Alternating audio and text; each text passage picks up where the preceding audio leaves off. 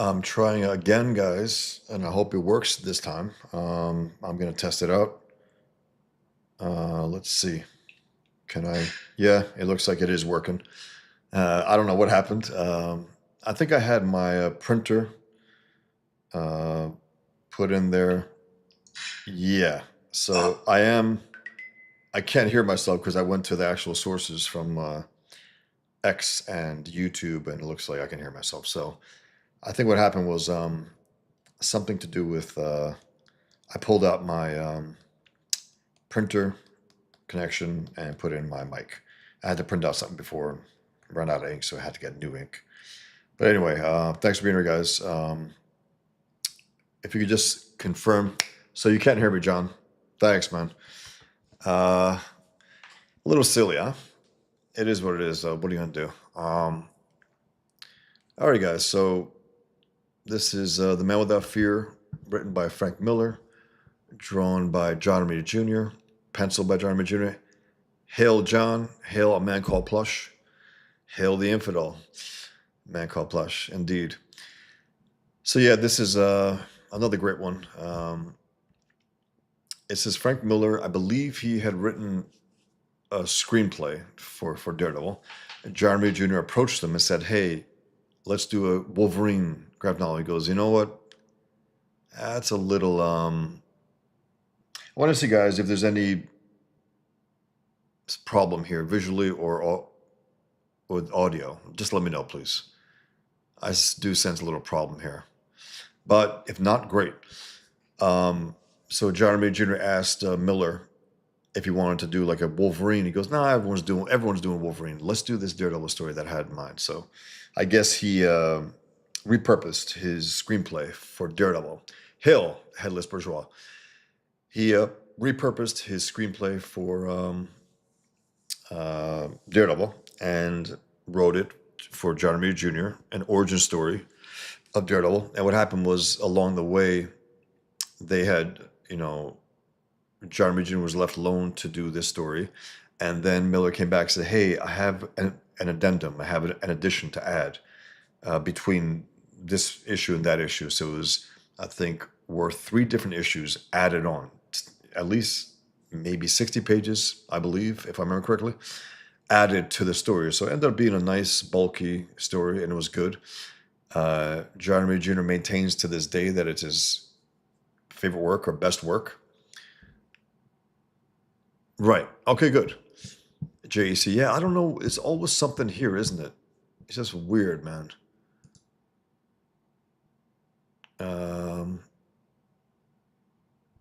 I don't know. Hey, Praetor. Yeah, so if it's not a problem, if you guys can hear me, if the video is a little choppy, sorry about that.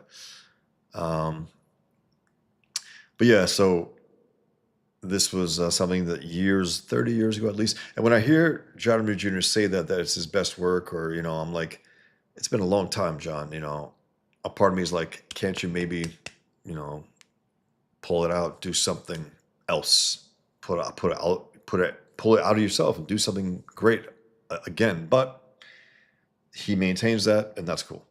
And it is a great piece of work, and it's the kind of work that I think deserves an artist's edition.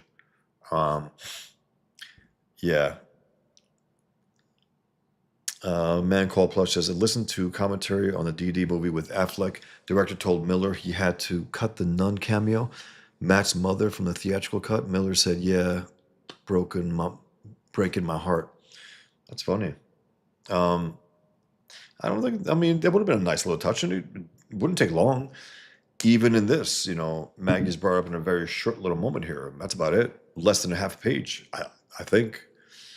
Headless Bourgeois says, I agree with John Romita Jr. It's my favorite of his work.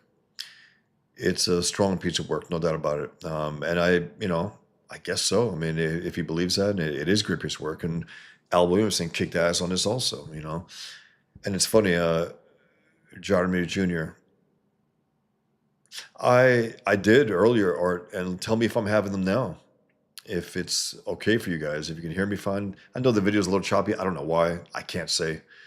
I don't know. I wouldn't know where to look anyway while I'm on the air. But I'm just going to keep going. Hopefully it doesn't bug you guys too much, but if it does, let me know. And I'll just maybe reboot it one more time. Third time's a charm, maybe. We'll see. But let me know, Art. Let me know what you think. If you're having problems watching. So yeah, here we go. This is John Romita Jr., Frank Miller. I believe 1991. 1991. This is another image of Matt. Ralph Macchio writes an intro. I'm going to skip that. Here is the original cover. I've seen the original art for these, not in person, but online, and they just because it was naturally drawn black and white with Al Williamson and John Romita Jr., and then they just flipped the back image of Daredevil. Interesting look, I would much rather see it the other way, but it's interesting. And it's really good. It's rough drawn. It looks almost a little like Klaus Janson style ink, but that's what Al Williamson following Romita's pencils pretty well there. And then he got this strong shot here of Hell's Kitchen with Matt there as a boy. It's very, very strong. Very good image. And I love those lines that Al Williamson cuts across the sky. He did that a lot in his run with John Romita Jr. I think that's one of his things that he did with his own work years ago in the fantasy work. Okay, thanks. Let me know, guys. So again, here we go. Daredevil, The Man Without Fear by Frank Miller, John Romita Jr., Al Williamson, Christy Shield, and Joe Rosen. Christy Shield, the colorist, Joe Rosen, the letterer, who did most of the lettering for most comics. I mean, that's one name you saw all over the place. So, yeah, Matt's hair, Matt's 80s hair. That's hilarious. That's right. Okay, so here's Miller starting us off here. Summertime in the Manhattan neighborhood of Hell's Kitchen. The days are bright and the days are bright and hot and full of mischief. And the nights are cool and restless with the hum of the city calling to this boy, this Matt Murdock, calling to him, promising him something he cannot yet understand. Soon Dad will call him in, and Matt will toss under covers and stare into the night sky and wait for the dawn and more mischief. It's funny, I guess he had the mischief in him from day one, according to Miller here in his telling of it. I guess I can make that a little bigger. Cool. Okay. But you have to be sneaky if you don't want to get yelled at. Matt is very, very sneaky. The next morning, Officer Leibowitz is doing what he always does. He's taking all the fun out of everything. We wasn't hurting nobody. You was breaking the law. That there fire hydrant is city property, and you was playing in it. You're just no blowhead. You watch how you address a police officer, young lady, or I'll round the pack of you up.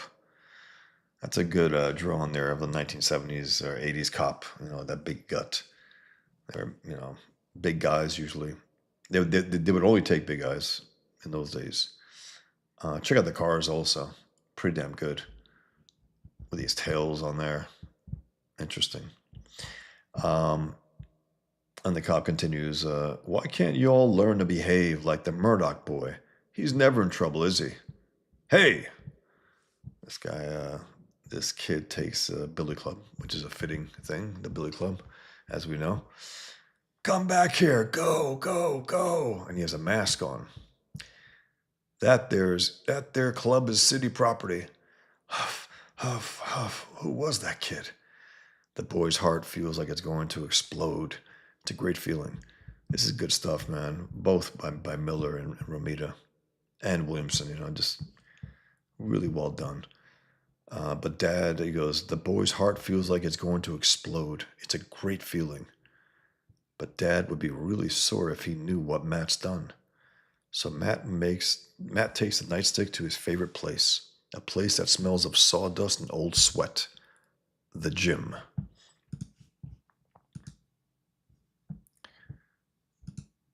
Oops. Okay. I gotta pull this back actually. That page didn't. That's not what it is.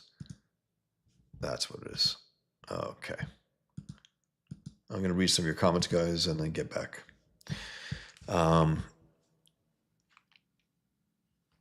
Matt's 80 hair, 80s hair, aka his best hair, Art says. Warzord, the board time lord, peak John Romita Jr. here. He got a little crazy later on. It's funny. He went, he was trying to, I think, compete with the image guys and stuff, and with the cable blocked off, squared off. And I still liked it to some extent, but it wasn't really him. He was trying to be something else. And then also his Spider-Man, he was trying to do a McFarlane style with his more realistic version. It doesn't really work that way. I think he's more of a conservative style, let's just say. And he is a conservative, by the way, in real life, Romita. But he has a more traditional look to his work. It doesn't quite fit the big eyes and all the lines and stuff. And plus, again, it's like he's not doing a McFarlane style. He's doing actually a thing that looks like a little more realistic with all those crazy things that McFarlane was doing. So that didn't work for me. But this right here is great. This right here is great. It's also interesting. I mean, if you read this story, you know that he's not Daredevil, he's not actual full Daredevil until the last page, but he becomes slowly, he wears a certain suit like the TV show, which was a smart move, the first season of the Netflix Daredevil with that black suit with the just covering the eyes because it doesn't need to, see. Pretty cool. And also, I think it makes the bad guys freak out a little because they're like, that guy, his eyes are covered. He can see better than anyone, which is interesting. Robert Romano. Hey, Robert. Man Without Fear is, I think, my favorite miniseries next to Dark Knight Returns. Look, man, to me, it's Dark Knight, Daredevil Born Again, Batman Year One, this. And then you got the others. Then you got the classics, the Amazing Spider-Man with Ditko and Lee, and Fantastic Four with Kirby, and the even Burns run. You got a lot of stuff here also. Daredevil, the original run with, and also Secret Wars, which I have the omnibus, which we just reviewed, by the way, guys. If you haven't seen it, check it out. It's on John Malin's channel. We finished up part 2 from issue 7 to 12. Shane Davis came in as well. It was fun. It was very fun. And I mentioned that I do have contact with Jim Shooter, and I was able to have him read issue 1 years ago of Pigman, and he liked it. And I asked him if I could use a blurb. He said, sure, which I did. And so I just emailed him. I told John, I said, I got a contact. Maybe we can interview him, about this, about Secret Wars. And so I did contact him. We'll see. I don't know. He might get back. He might not get back. Maybe he, I don't know. I don't know what he's been doing. I know he shows up at conventions, but I would love to talk to him about Secret Wars and more, but Secret Wars mainly. So we'll see. Hail Alpha Channel. JC says, I think he had to bang out the cable stuff super quick because one of the image guys was supposed to draw the miniseries originally, but left. Huh. Interesting. And it was still good. I mean, I liked it. It was just so funny to see him take on these, quote unquote, extreme characters. I like the way he drew Cable a lot more than the way, Liefeld drew him, that's for sure. He gave him a little more realism, a little more, Alpha Channel says Secret Wars was the best thing to happen to comics. You know what? I don't know if I can argue against that, Alpha Channel. It sure as hell got me into mainstream superheroes. That's for sure. They got me into all the superheroes, and after that, it was the ultimate gateway comic. Ultimate. You get, even if you didn't read comics prior to that, you get to know these characters, and Shooter wrote them very well. I mean, really well. I mean, his Spider-Man, I love his Spider-Man. I wish he had a run on Spider-Man. His Spider-Man is powerful. He's funny. He roasts all the guys, which Spider-Man should always do. And they showed off how strong he is, which was really, really cool. Because people pretend he's just some street level, superhero. He's not. He's a superpowered being. He just happens to be called a street level superhero because he looks that way, but he's not. You know, if you put him up against Kingpin, actually, in reality, one shot, Kingpin's dead if he doesn't hold back. You know, so it's great. It's a great series, and it's the ultimate Doctor Doom story. I was saying arguably, but it's not arguably. It's the ultimate one. It is him getting what he's always wanted: power over everything and everyone. And it's so damn well done, and it's the process to get there was hard as hell. I mean, he went through, being chopped up left and right, left for dead, and he was just outsmarted. He outsmarted. Pretty wild. Robert Romano says John Romita Jr. Batman Punisher also very awesome one shot. Toss up who inks John Romita Jr. better, Jansen or Williamson.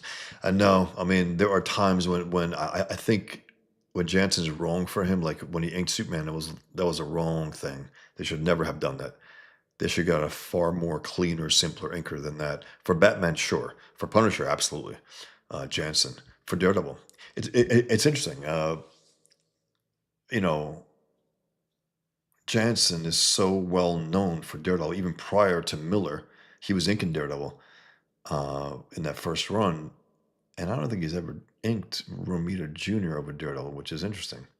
I would love to have seen that for a bit, but I'm not complaining about Al Williamson because John Romita Jr. at the time he was doing something. He was pissed off at Marvel. He was even thinking about retiring from comics. He was so pissed about the accusations of nepotism and all that. And the guy's he's a hell of a storyteller. He's a great artist. Um, and he got a lot of shit for it. But the point is that he was about to leave, and so Ralph Macchio came to him and said, "Hey, would you be interested in drawing Daredevil?" And he was like, "Ooh, Daredevil, yeah." And then he said he shot for the moon and said, "Okay, but if you get Al Williamson to ink me," and Al Williamson comes back, "Ink over John Romita Jr., sure." And he was like, "What the?" And he was very happy with it. So Romita Jr. So that's awesome. And they made a great pairing. I mean, great.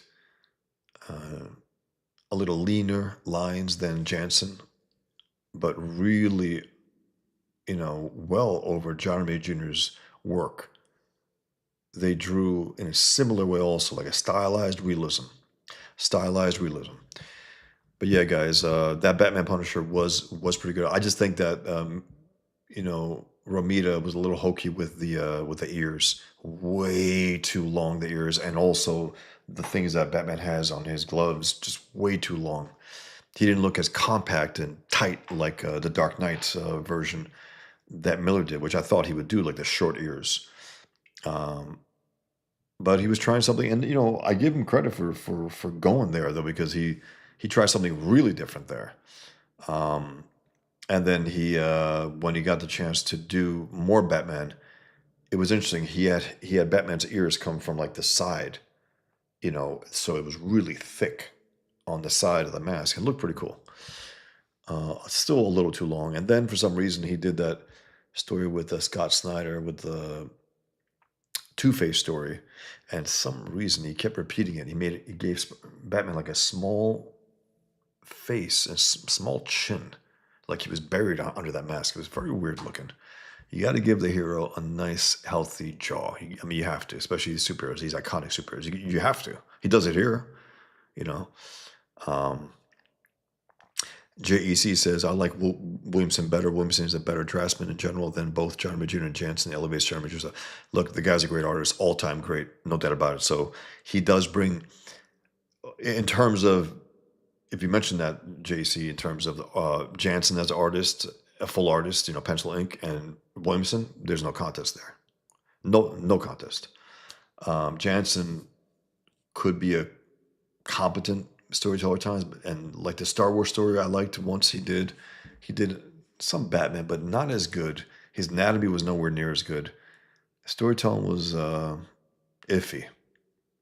Even a Punisher run that he did with Mike Baron, okay, a little off, I gotta say. Whereas Williamson, there's no, the guy has it all.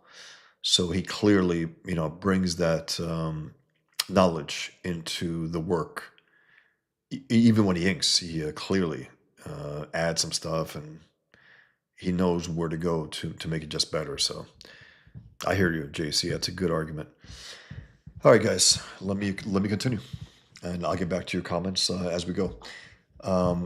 Most of the lockers are empty these days, but the gym still carries the smells and the echoes of past glory. You can almost hear the crowd cheering on their champion, battling Jack Murdoch, Matt's dad. He was the best in his day. That's a good poster too. That nice shot of Jack battling Jack there, ripped up old.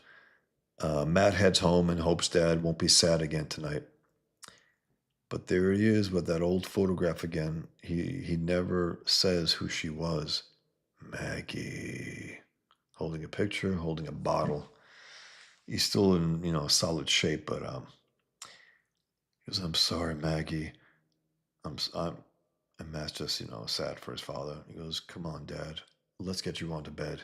Huh? Right, son. You're a good boy, Matt. A good boy. God bless you. And I'm a slob and I'm sorry. It's all right, Dad. Let's get you to bed. Ah, that's very sweet. A young kid telling, "It's all right, Dad." That's pretty damn cool.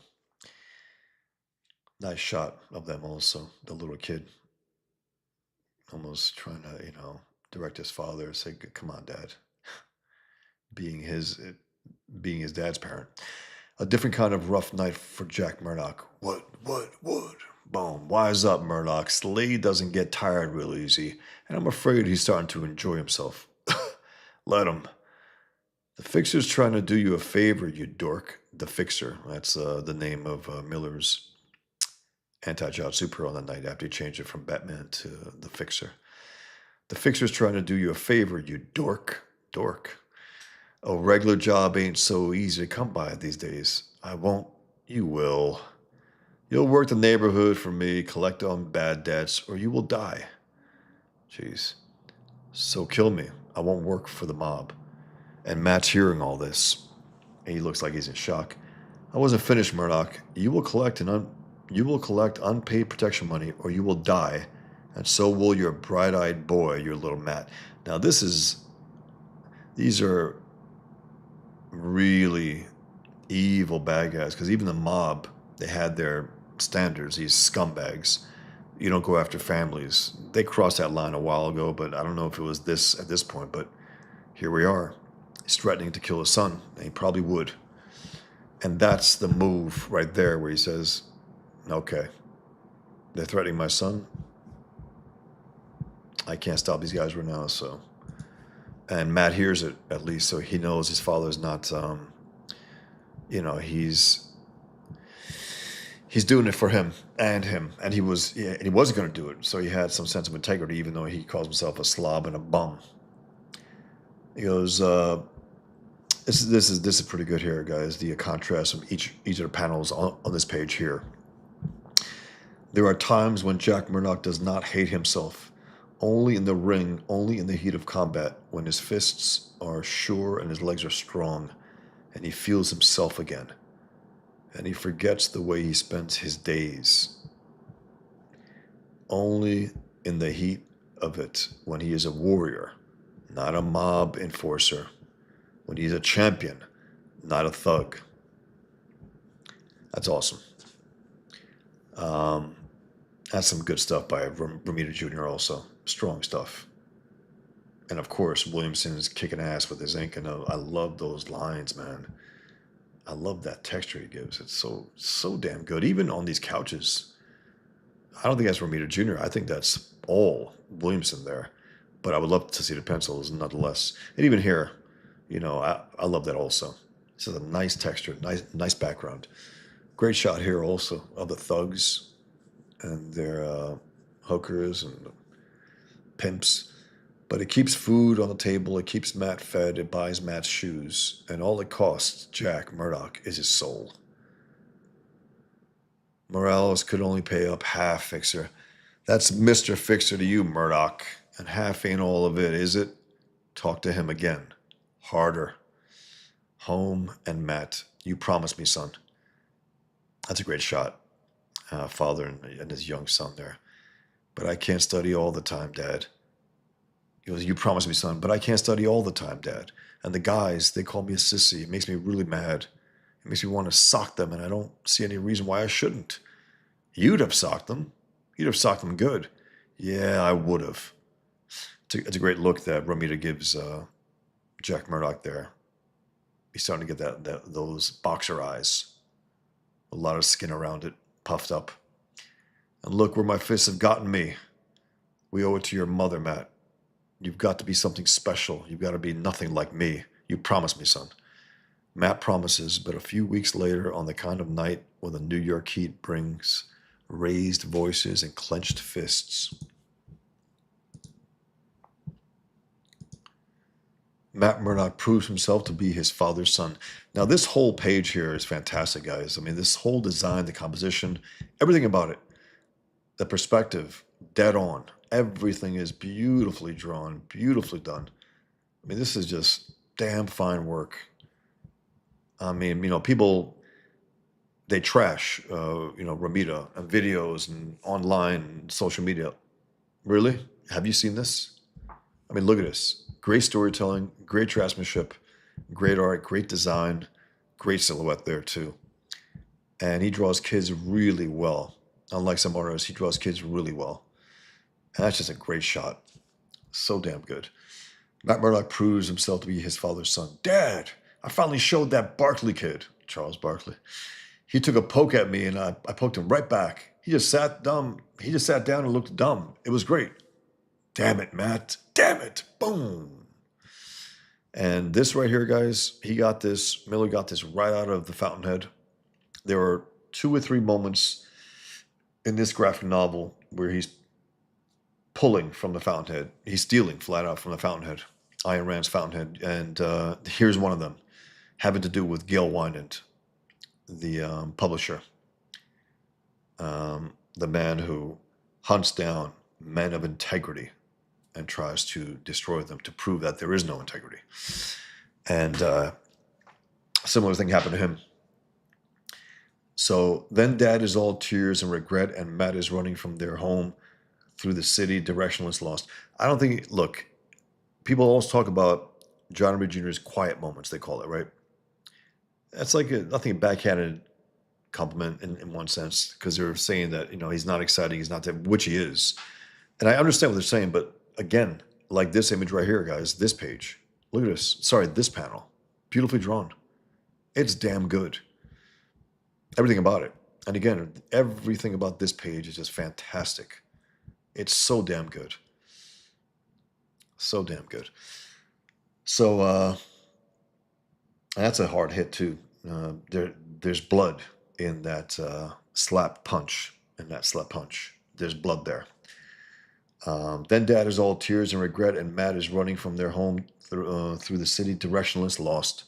A little kid, he hit me. He thought the thought is so big, so crazy. Dad hit me. It was wrong. Dad was wrong. And if even Dad can be wrong, then anybody can do bad things, anybody at all. The only way to stop people from being bad is to make rules, laws. Somewhere in a long and lonely night, the boy's course is set. He will study the rules. He will study the laws. Gail Wynand, Hell's Kitchen. Similar thing there. It continues. It is a costly choice. Every night, every weekend, Matt has to fight the urge to leave his little room and answer the endless taunts of other kids. The worst of it is the nickname they give him. Hey, Daredevil, come on out. Daredevil. I never understood why they do that, but also, can't it give one of these kids a little inkling about who that Daredevil guy is at a certain point, and not just take it, well, Matt's blind now, so that's that. Recess becomes purgatory, but Matt does not fight. He obeys the rules. Well, that's not a rule. If someone punches you, you punch him back. And still they chant. They're beating the shit out of him. And this girl, you could have fought back, Matt. You're such a weenie. His favorite place. His father doesn't want him to fight. He wants all the rules. I get it, but at the same time, even as a kid, the right thing to do is if someone punches you, punch him right back twice as hard. If not, punch him 3 times. That's what you got to do. If you've ever been in fights, especially at a young age. You got to show them never to fuck with you ever again, and it works. His favorite place, the gym. Great shot there too, guys. Just great, strong. Knowing that there'll be some text there, and okay, let me just focus that spotlight right on him. I mean, this whole work is just John Romita Jr. is kicking ass big time here. His favorite place, the gym. Endless stolen hours at the bag. His secret time, when his fists are like machine gun fire, drowning out his angry sobs. Let me check out some comments, guys.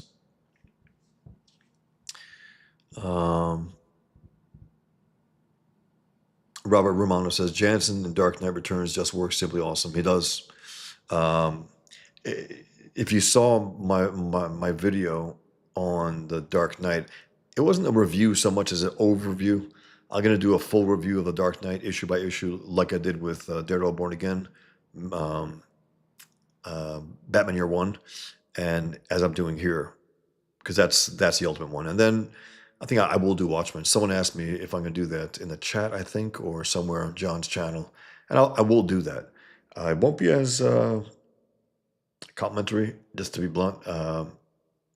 While Dave Gibbons is a good artist, you know, certain things. I mean, he was trying to fit in a lot of stuff in the 9-panel page and so on. It was very regimented in a way that I don't know was necessary. They were trying to do a Ditko type thing because Ditko did that a lot in Spider-Man, not always. He did do that, but not always. Whereas Dave Gibbons, and unfortunately, you have idiots like Tom King who imposes that on his artists that he works with. 9-panel grid. Watchmen did it. I'll do it, so I'll be like Watchmen. No, you suck, actually. Well, I don't like Moore. I think he's a piece of shit leftist. He's could be a damn good writer at times. So here we go. If you hear a dog barking, sorry. JEC says Jansen's got a rough. Sorry, Robert Romano. I was going to say about Dark Knight Returns. There was a moment in there, I don't know when they were working, where Miller was trying to get on Jansen to try to ink differently. And I don't know. I mean, if Miller wants that, ink it then. Just ink it yourself. Don't ask the guy to ink differently than he's always inked. I understand if you want to have that discussion before the fact, maybe. But you're trying to say that I'm not pleased with your inking, even though you're one of all-time greats and all that. So what happened is Miller did ink a few pages here and there, and it had a very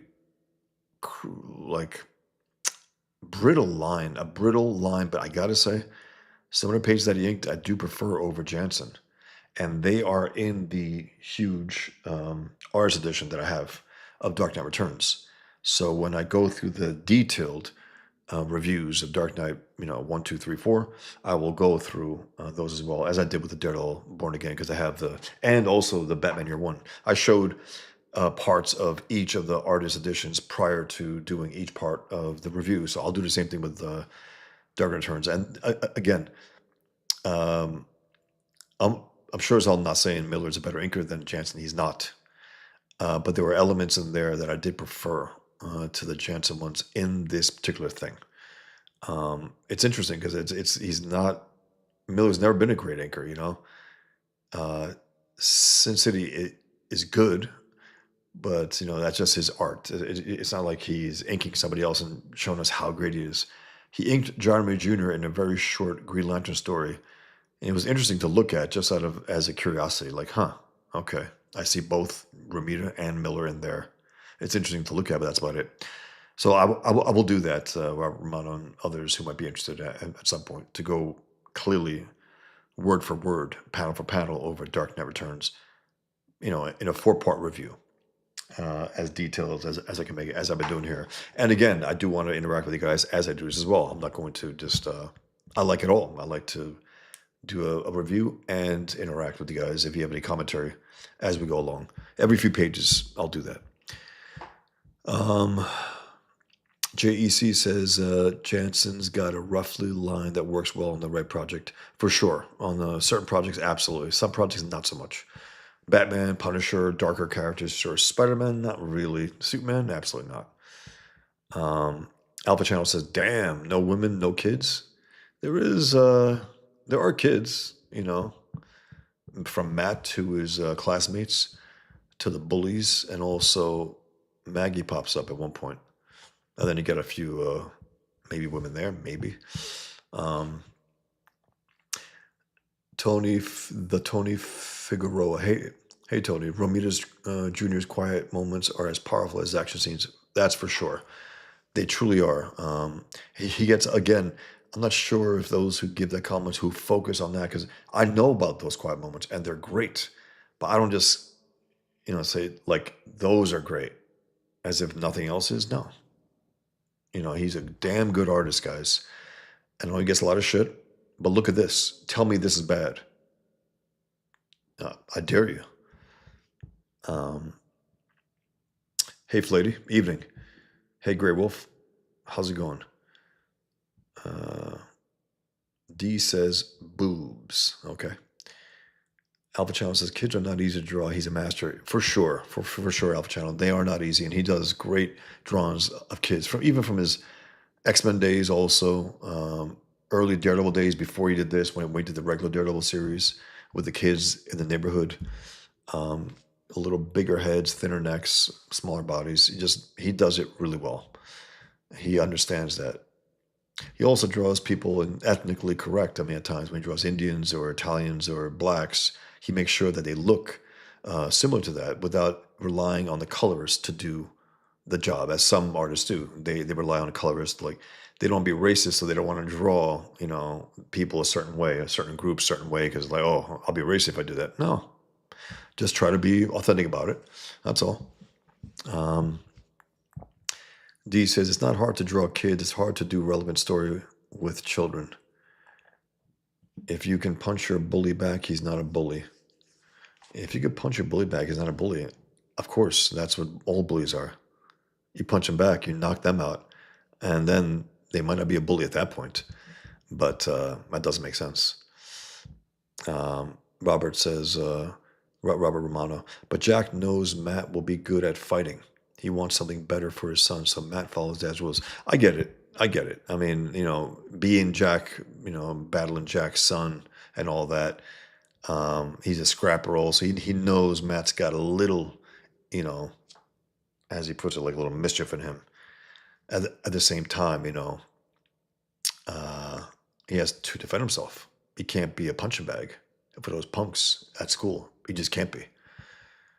Art says, I've always been about bullying the bullies. Absolutely. Equal reciprocation is all they understand. 100%, Art. I mean, whenever, some punks try to pull that on me, I had to hit him back. And again, you got to hit him back harder.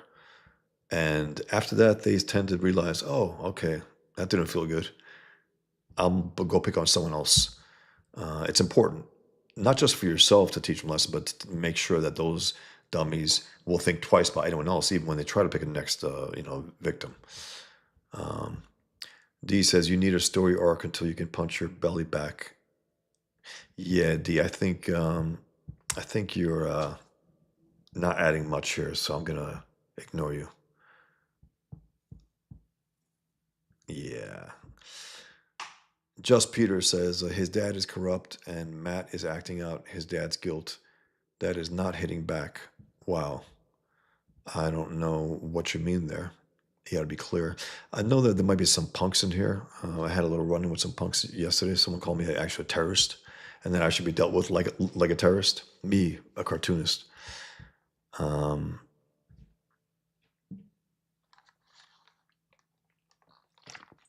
JEC says, yeah, King always has to do 12-issue miniseries because Watchmen has 12 issues, even though he usually only has 6 issues worth of material. 100%. It's terrible. Terrible.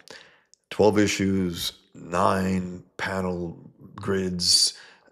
I'm Watchmen. I'm Alan Moore. You suck, bro. You suck. Skull, Trevor. Bosh, you always start these when I'm out with the dogs. That's funny, man. I know it. I know it, Trevor. It's funny. Alpha Channel says, did they ever claim the toxic chemicals were some kind of Captain America discarded super serum formula? No, I don't think so, Alpha Channel. Just some radioactive isotope, they called it. At least in some things. Now it's a little different here, I guess. Some liquid, some green liquid. Um, they, who knows? You know what? I might have missed it. I haven't read Daredevil regularly in a long time. I just can't. I can't do it. Right now, there's a Muslim communist writer who sucks, so it's impossible. You know, the Muslim writer, I forgot his name, but he's a Muslim communist writer. He's a Muslim leftist, a Muslim communist for sure. Just, it's not, trust me, bro, I know. I've seen his posts, I've seen his name, I've seen what he likes and doesn't like, and he pretends to like trans and all that while he's Muslim. It's like, please, man. He's a goddamn propagandist. His first issue, he couldn't get through. His first moment, his first page of Daredevil, Daredevil's new writer in issue 1, right? Is a Muslim taxi driver who tells Matt Murdock, who's in the back, dressed up as a priest now. I guess he's a priest because the Muslim writer has to make him a priest. So like, as close he goes. He probably told the executives, how about if I make him Muslim? It's like, yeah, he's a Catholic. He goes, all right. He probably tried to get away with it, and he couldn't. So he did that, and then the Muslim driver tells him, "I'm sorry, I got to go pray. Can I just, take a little break?" He goes, "Sure, take your time. Don't worry about it."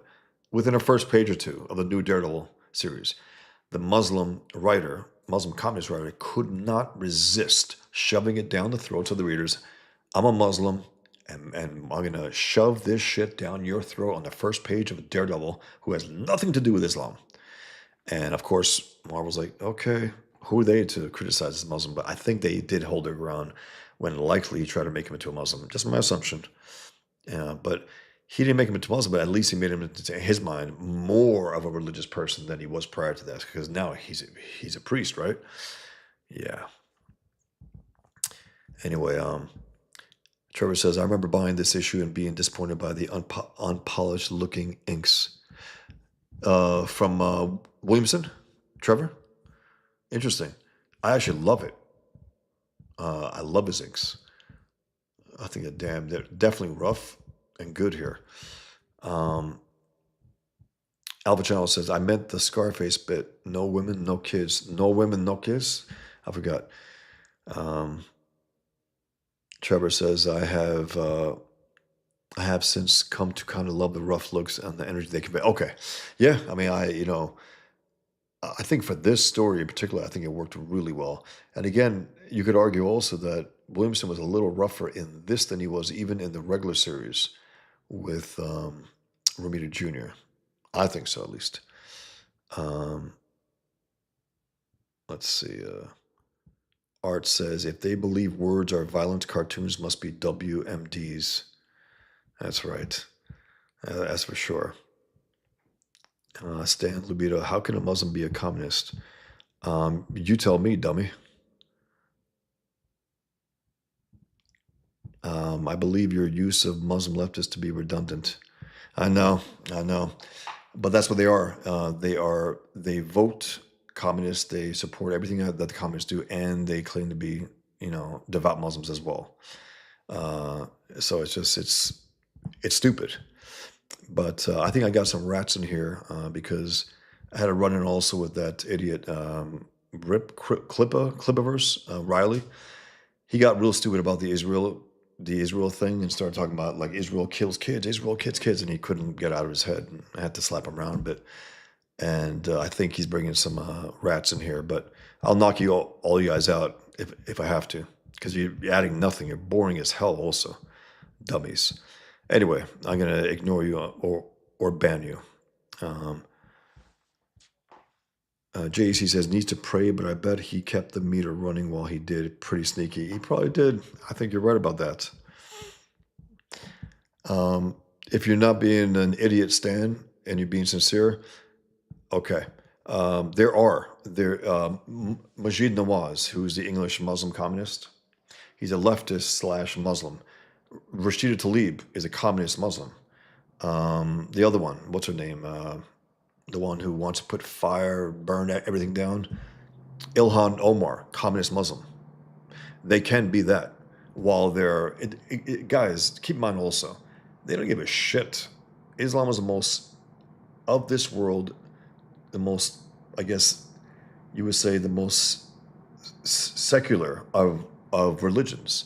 It's all about the physicality, all about, even their afterlife, right, guys, is about banging 72, virgins.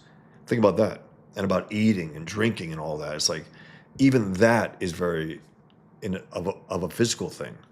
So they're not very spiritual. The least spiritual, I think, religious group of all, of all.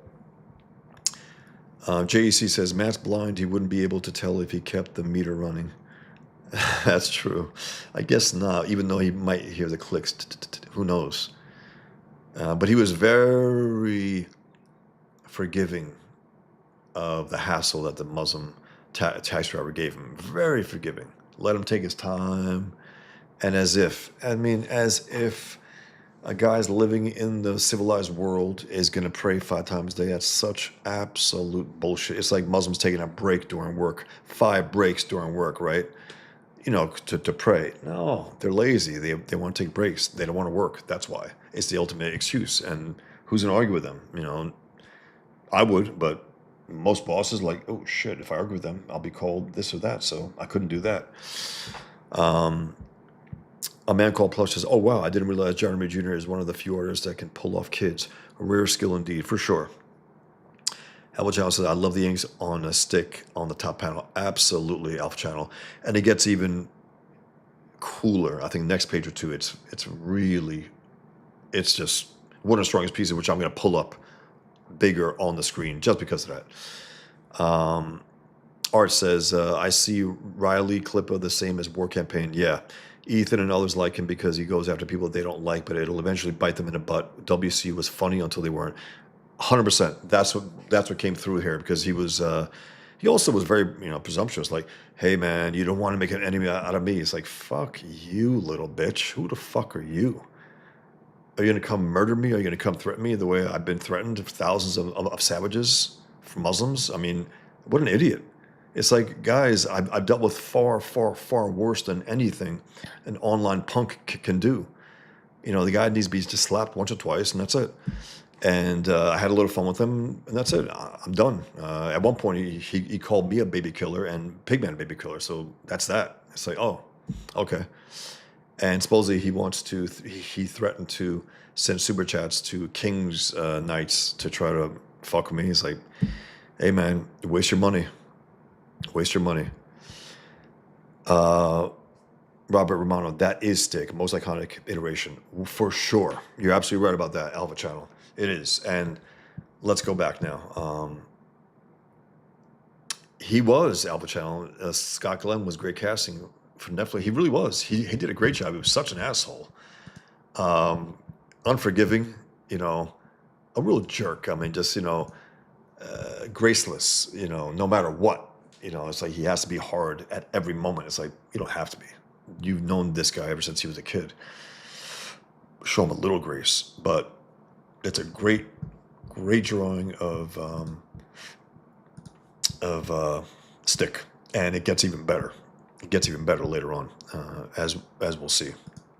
So let me continue with at least 4 more pages and then get back here. One last thing. Trevor says, Trevor Nielsen, let's not overlook the use of the thick panel border and use of color to differentiate the flashback. Yeah, that's awesome. Very, very cool. And, the intercuts, right, between the black and that, and knowing that they're going to have the dialogue there. It's awesome. It really works well. And also, even this, guys, I do this in my book also. The space between these panels is more because that's an entirely different scene. I love that. I love that. It's awesome. Gutter, yeah. Yeah, Trevor. To separate the scenes. So, and unnoticed by Matt, someone observes and waits, a shadow, unmoving, silent, feeling the boy's fury, and waiting for the day the boy will meet his destiny. He's observing this kid. He knows there's something going on there. He knows there's something, some potential there. And then, it's a perfect picture day, one Matt will never forget, the last he will ever see. A helpless old blind man, a careening truck, A decision made faster than thought. You know, he's a hero already, guys. He's a hero already, even before he becomes Daredevil. He sees an old guy about to get hit by his truck, and he runs into the danger and pays a terrible price for it. Gallons of horrid, spewing muck, pain, and darkness. Bravest thing I ever saw. But his face, his eyes, my God, that stuff in his eyes, is it radioactive? Yes. Yes, it courses through his blood, it changes him. His blood, it burns. It gushes through the high power hoses and slams against the base of his skull. That is damn good writing, man. You can feel it. It gushes through high power hoses and slams against the base of his skull. Everything hurts. He doesn't know where he is. He's screaming there in that panel. Sandpaper scrapes his skin every time he moves. No, not sandpaper, sheets, starch sheets. And the smells, chemical smells, disinfectants. Hospital. He thinks, I'm in a hospital. People come and go smelling like bathtubs full of sweat, like eaten food, like Italian sauces and half-digested eggs. Again. Wow. That's some damn good writing. Great description there. They stab him with needles and fill him full of drugs, but drugs don't fool him. He knows they cut his face. Everything hurts. All he wants to do is die. God damn it, that's tough. Man, great stuff here, man. Look at this. Great work. Great line work there also from Al Williamson. The fine lines, the cross-hatching there. And then also this. What a great shot. Everything is there. Everything you need is there. Authenticity. This nice, bold, black metal piece right there. Boom. The bricks. Everything. But he doesn't die. So he has to make do. You know, John Romita Jr.'s his placement, right? The structures, everything around there, even the door here. Look at this. And you can tell here, guys, also. Let me see if I can get it up here. You can see it, right? You can't see it as much. This is all hand inked, you know. He didn't use a ruler, and it works. To me, it works beautifully. It's just nicely done, organic looking, really, really good.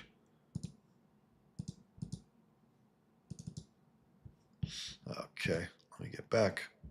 I'm going to pull up the screen at one point also when you see Stick with this incredible drawn.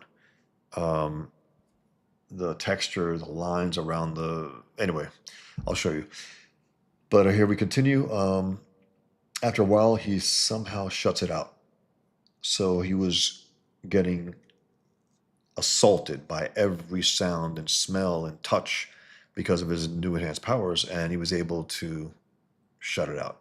He's finally understands that he can begin to control it. What's happened to him? What has he become? Dad doesn't understand. Nobody understands except the woman, the stranger who comes. She soothes him. She calls these crazy senses a blessing and makes him promise to keep them a secret, even from Dad. She kisses his forehead. Her lips are soft and loving. And something hard dangles from her neck. It's a cross made of gold. A similar moment from Daredevil Born Again, if you guys remember. She leaves, taking her mystery with her. But he feels calmer now, stronger. He will survive this. He will survive this. Well, you know, a kid like that needs some support. If she just says, don't tell your dad, I won't be a part of your life either. It's like, okay, if you mean part of my life, maybe I wouldn't tell Dad, but what the hell? Weeks later, Matt listens to a pair of alley cats trading hisses 6 blocks away. He follows a lover's quarrel in a crowded restaurant, isolating the voices, not missing a word. But none of this drowns out the voices behind him. A tragedy, Mr. Murdoch. You have our deepest sympathies, but you must understand that our corporation considers itself in no way accountable. It was your junk that hit my boy, Shyster. Let's talk straight, Murdoch.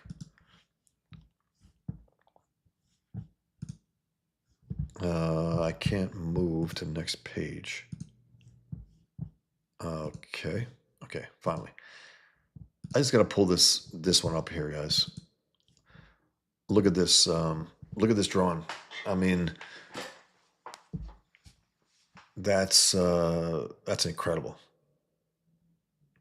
Incredible drawing, incredible structure, incredible inking by Al Williamson. Look at this. Every part of this page is covered with the lines except for the eyes, and you have these lines going up and over and under. And look under his nose. Look at that. Go up and down. The lips that way, this way, every single way. I mean, it's just fantastic, man. It's such a strong image. Might be one of the strongest in this entire book. That's not exaggeration. The book's great, but man, this image as a single image, man, beautiful. It's so damn strong. So damn strong. All right, guys, let me get a little more comments here, and then head back.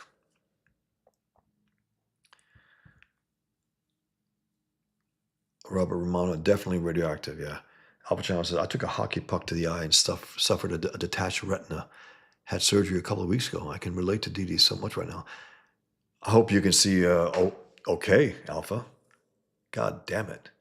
Sorry to hear that.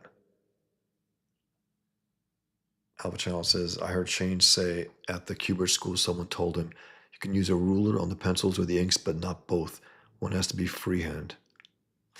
I'll use a ruler to establish buildings and stuff and certain things, but I do like inking it freehand once the line is established, because it gives it an organic quality, a real quality, something about it, living, breathing, even if it's a metal. And then, of course, for certain things you do want to be, you don't want to mess around too much. You look at some of Terry Austin's inking, and you have this incredible, bold, thick outlines around it, whether circles or ovals or whatever, and it works. It definitely works. But I love this idea of doing that, of inking those lines that are already established by a ruler. Certain lines at certain times. I don't do it that much, but for certain things you want to be a little more, rock solid about. But the inking is the key. Even this drawing here, behind Matt, that's damn good. The structure, the anatomy there, everything about it. He's listening in on this. It's just damn good storytelling. Robert Romano says, is that his mom? It is. It is Maggie. She shows up in Daredevil Born Again.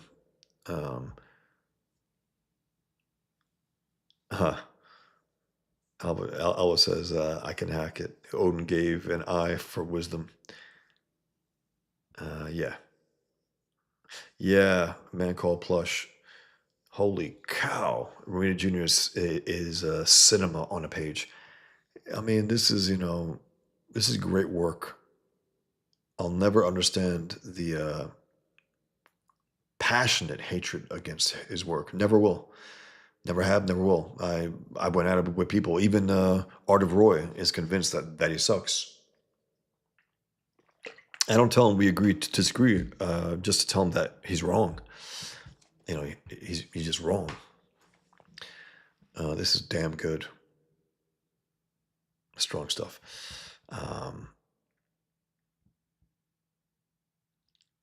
Man Called Plush. The big shot of Matt's bandaged eye was powerful. Hell of a shot. Word filmed, that's for sure. But do you feel any wiser? Alpha Channel asks Trevor. A bit more cautious. That's for sure, Alpha Channel. I hope it comes out normal, because you don't want to mess with that. All right, guys, let me get back to pulling this up a little bigger on the screen. And let's continue. Thanks, community, guys. Always appreciate your company, comments. And guys, if you could like this on YouTube, I would really appreciate it. If you can subscribe to my channel, I would really appreciate it as well. And like this on X as well. The algorithm, it does help. People do get to, I guess, be pulled in more than they would otherwise. So thank you, guys. So let's continue. So here is Battling Jack Murdoch, Matt's father, battling it out with these lawyers who are telling them, nah, you're not going to sue us. He goes, if you talk to the press or make any attempt to file a complaint against us, we'll reveal your own involvement with the fixer. Your boy is blind. Nothing can change that. Do you want him to be the son of a convict as well? God damn it. That's tough. And Matt can hear it, and you can tell he's affected by it with his brow. Um, Weeks go by. Everybody pities Matt. Everybody wants to help him cross the street. But there is no pity in the man who trails him. No pity, no mercy. Only cold, clear purpose. And now the time has come to see what Matt Murdock is made of. Man, that is just so damn good. It stays with you. It stays with me, you know. Incredible drawing. And here he usually makes these lines where they don't touch each other. They're a little more separated, like here more or less. But look at this. They're cutting into each other, you know. Williams is like, hey, man, I want to make that a little darker than my usual thing. It's so damn good. And the only thing that's clear, again, are his eyes, and he's blind. So that's also a little interesting there. That night in the gym, it used to be Matt's favorite place, but now it's filled with cries of frustration, tearful fury. Think about this also, guys, though. You got this blind kid still going to the gym on his own initiative. He's self-motivated. His followers not telling him to do that. His follower would warn him not to do that. Everyone would try to tell him not to do that, but he's still there. And there's something about that that I think brings stick into it. Say, you know what? Yeah, this kid might be made of sterner stuff. Even though he's gonna cry a little, even though this and that's natural. But he's at the gym. He's not in his room crying. He's at the gym trying to do what he used to before. And low sobs that speak of defeat. He can't see. He can't see. He's useless. Quit feeling sorry for yourself. Get up. Who? He calls himself Stick. This is great stuff. Great stuff. And once he starts talking, he doesn't stop. He takes Matt to a dirty, dusty basement. Great shot of the outside with that window in the basement. Dirty cans, and it's awesome. I was born blind, kid, on the street, and I made my way. So don't give me any more belly aching, or I'll flatten you. You'll train here every spare hour you have. If you're good enough, I'll make you a warrior. I'm not saying your chances are good. You're undisciplined, indulgent, emotional, but I'm taking a chance with you because I need all the help I can get. What kind of help? No questions. Hold out your hand. Concentrate. Feel the air. But there's no wind. Shut up. Concentrate. The air is filling the room. One wall's closer than the other. Feel it. Now the other wall. Feel it. Concentrate. Concentrate. But there's nothing there. Psh! Do you feel this? Ow! That hurt. Psh! Knock it off. Matt swings his cane, striking nothing again. Then, doom! And a whisper of a movement, a shape formed by the air, and then he blocks it. He goes, how to do that? So you're out of kindergarten. Don't get cocky. It's great stuff here. Great storytelling. That's so damn good.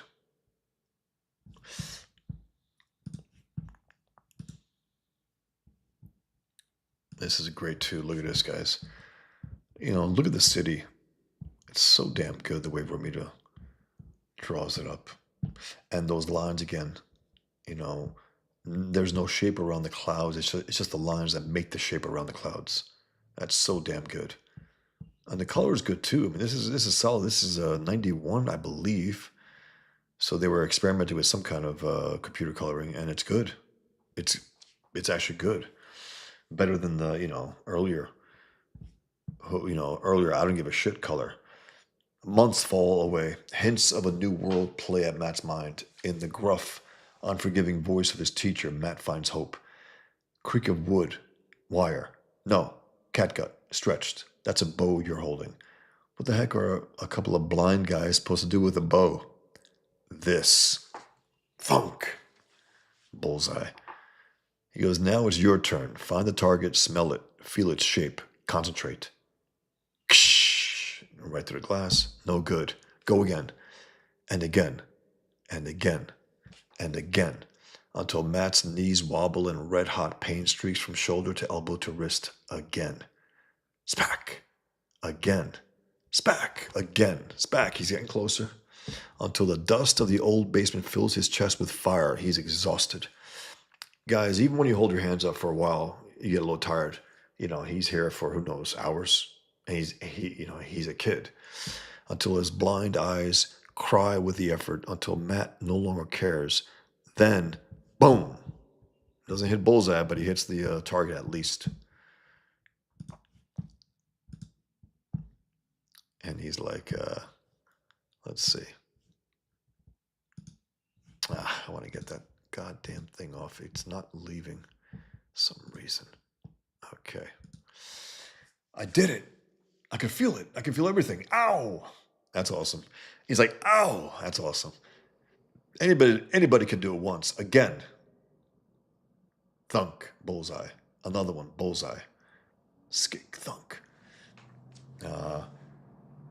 Great drawing there of Jack Murdoch and Matt. Really, really nicely done. And then here, another very interesting image of Stick. Night after night, Jack Murdoch finds his son asleep, exhausted. A fine boy, he thinks, studying like a demon. He's right. But Matt's studies go far beyond history and geography and law, into a realm of near magic. And Stick waits and hopes. Look at this, guys. I mean, look at that shot. Again, I love this, just taking up pure black space there, knowing, yeah, there'll be some words there, but it makes this image even stronger. Having that almost half the page covered there, and linking the silhouettes with that black around here, from here to there to there. Great composition. The nights are the best. When Matt wakes before dawn, and as always, Stick is there. And they dance unseen. Look at that. Like Batman and Robin almost. And check out this shot. I mean, this is a killer shot here. That's killer right there. John Romita Jr., look at that. Everything about it, rock solid. The anatomy, the pose, just the awesome factor. The buildings, rock solid, everything is just authentic and stylized. It's not real, quote unquote. That's not his thing. His thing is to exaggerate, but also keep it in a reality, in its own reality. And it's beautifully drawn.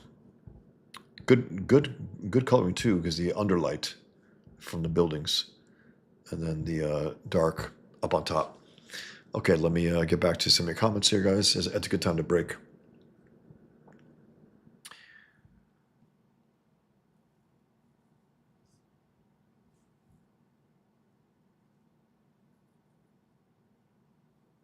Wisdom will come when you duck. Thank you, Bosch. Thanks, guys. Alpha Channel. Yeah, hope you feel better, man. Hope it's just a temporary thing. Alpha Channel, no dead space. He fills every panel. He sure does. And again, you don't want to, you don't necessarily want to overdo it, especially if it keeps a panel bare, but it's a lot going on here, a lot. And he was left alone. This is interesting, guys. Think about it this way. John Romita Jr. talks often about that he has no style. He has what he calls a deadline style. The difference with this is that he had time. He was not working on any monthly at this time. He had time to go off here. He had time to push more, give more. And you can see it. It's all on the page. And he should recognize that also, to think, okay, I've been doing monthly books now for close to 50 years. Hard to believe. He's almost 70. It's hard to believe. He's almost 70. He started when he was a teenager. I think in the British Marvel, doing some covers here and there for Spider-Man. Um, he started about the same time as Miller. I think he's the same age as Miller as well. So he had the time to figure things out, take a breather, and go off. Unlike his monthly work, you know. And maybe you should consider that. Maybe you should consider that. The fact that he holds this to be his finest work, and it is arguable. And I wouldn't argue too much about that. Um, I don't know. I love his Iron Man, his Spider Man, Hulk, even and all that stuff, and Um, but man, this is so damn good. And again, he had the time to breathe. More than a deadline was at play here because he was like, okay, maybe I'll spend a couple days on this page and so on. Who knows? I don't know. Not that one has to. I think that's overkill personally. I think you could knock out, at least the base, the roughs for a few pages, at least. And then, of course, get the details after the fact. Maybe take a little longer, an entire day for that. Fine. But he went off here, and he had the time, and it's something that Dan Lawless was talking about also about comics. It gives you the time to make. He didn't like the monthly work, and neither did Mass Kelly. I mean, Mass Kelly, Miller himself. Miller hasn't done monthly work since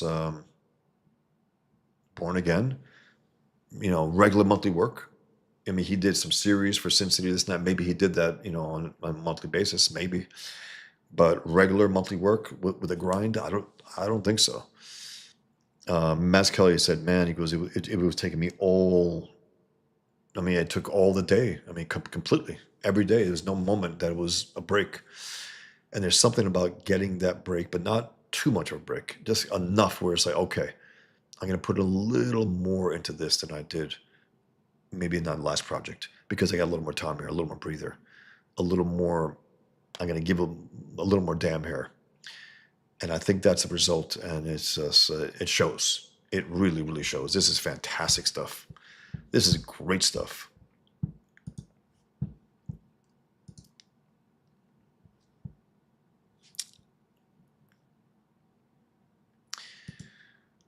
Um, Man Called Plush, a beautiful shot of them from the street below. Yeah, so damn good. Robert Romano, that's such a great shot. When you get here, this series is amazing. Absolutely. That's when it's like, it just opens up like, wow, this is special. This is special. Trevor says, I'm jealous of Williamson's ability to convey depth in his inking. Too often everything goes to a generic tone and flattens. That's for sure. He does do that. He's a master artist, and that's why I think his inks are so damn good because he knows what works in the illustration. He knows, and he also, he liked working over John Romita Jr. I really love that because you got a master like him being like, oh yeah, over John Romita Jr. Sure, he's more than happy to do it. Um, Alpha Channel says, wow, 70. Victor Hugo published Les Miserables at 70. It's never too late. I mean, well, he didn't do this at 70. He's in his 60, what is he? 8 or 9?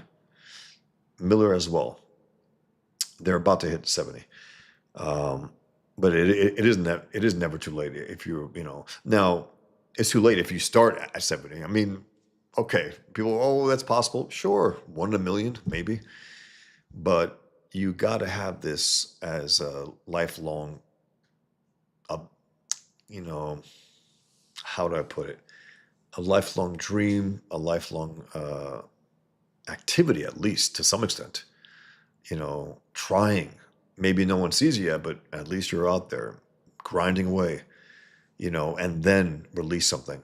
I mean, I want to make sure that I was working a few years prior to my first release of Table for One. I want to make sure I was good at what I can do. And then I'm like, okay, I think I'm good enough to do this. I didn't want to go out there and, give something that was shitty.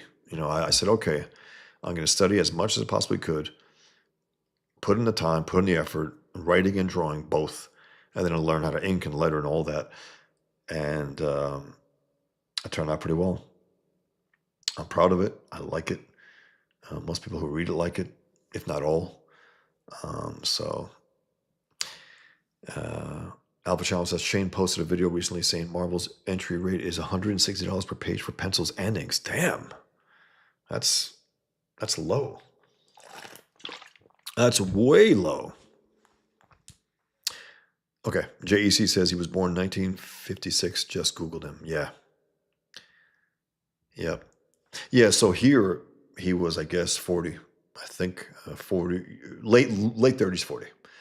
He was well into his career, and this was again the highlight of his career. According to him, he says this is the finest work he's done. And again, I'm not going to argue against that. I love his stuff, but in terms of I think everything, the storytelling, everything about it, the drafting, the inking that Al Williamson gave, the story that Miller gave him, I think it's a special place, for him and for the reader. Clearly, I mean, people know, even people I think who trash him at least concede, I think, if they have. But then again, those who trash him don't know about this, or if they did, how can they trash him? They might say, well, okay, I hope he doesn't do any more monthly books and just focuses on something like this, where he's given the leadway to really go off and do as good a job as he possibly can. Here we go. Let me continue. Central Park, a spring morning. Jack Murdock jogs. A fighter has to keep in shape. A fighter. He feels like a fighter again. A little hope in the air for him. 6 victories in a row. 6 knockouts at his age. It's impossible, but there it is. And now he's set for a bout at Madison Square Garden. That's a big deal. He feels young again. Life is good again. And best of all, he hasn't gotten orders from the fixer in months. Well, you're pushing yourself too hard, Murdoch. You're not a young man anymore. I haven't been doing so bad, fixer. Oh, come on. Are you so thick you think you earned those knockouts? Why do you think they call me the fixer? God damn it. You're a setup, old man. I made you flavor of the month in the boxing world, and you're going to make me a bundle of money when you throw it into tomorrow's fight. No arguments, Murdoch. The usual threats apply. Man, that's tough. He's a man starting to feel proud, and this guy just fucking wipes him out and says, I'm going to kill your son if you don't do this. Usual threats apply. You see that look on Jack's face. This is great stuff here. This is great stuff, guys. Madison Square Garden the next night. Round 4. Great drawing here. A lot of character in here. From this guy to this to Jack Murdoch. He's in rock solid shape. Really good ink. Really good ink by Williamson. And also Williamson understood his usual, texture lines doesn't work on the gloves. Make them rock solid with a little dry brush there. Look at that. Beautiful. Makes them look solid. That's what you want. That's smart. I mean, it's very smart. That's just a thinking man inking. He's thinking. He's inking. This is it, Murdoch. Just give him an opening and fall down like you should. Think about that boy of yours. Because that's just what I am thinking about. That's just what I'm thinking about, you bum. I'm thinking my boy is out there in the audience. And I'm thinking about how I told him one thing worth a damn. I told him to never give up. Never. It's time I showed him his dad may be a loser, but he's no quitter. Look at that. All those lights. That's awesome. That's awesome. The guy hits him. He hits him right back, and you hear a big flat crack. Knocks him out. And he's thinking about Matt and wants to make his boy proud. Knowing the consequences. And 6, 7, 8, 9, 10. He's out. Battling. Murdoch wins. And look at a fixer.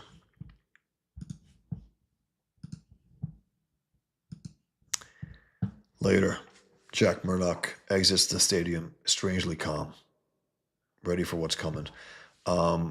Chrissy Shield kicked ass here too. Just in terms of, look at this.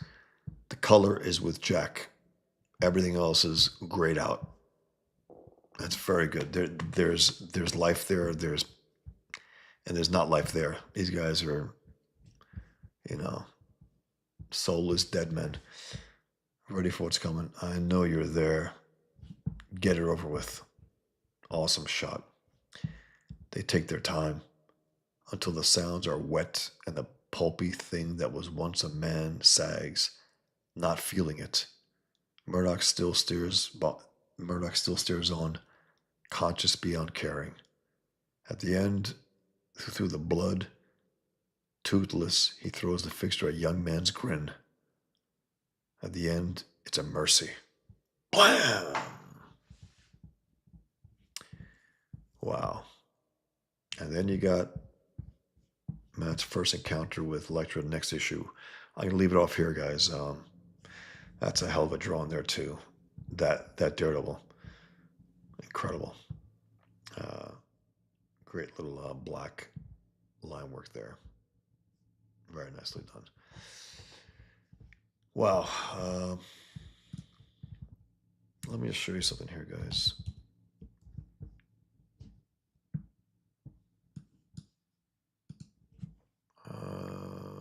I want to see something here.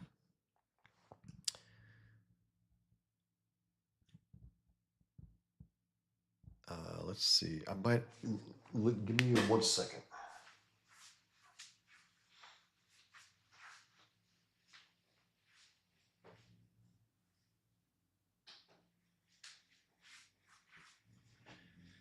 I hope I can get this to work and you guys to hear it. Shanth Anjeti made this. And tell me if you can hear it. Tell me if you can hear it, guys. I'm going to play it for a second. Let me know if you can hear it. Can you hear it? And then I'll get back.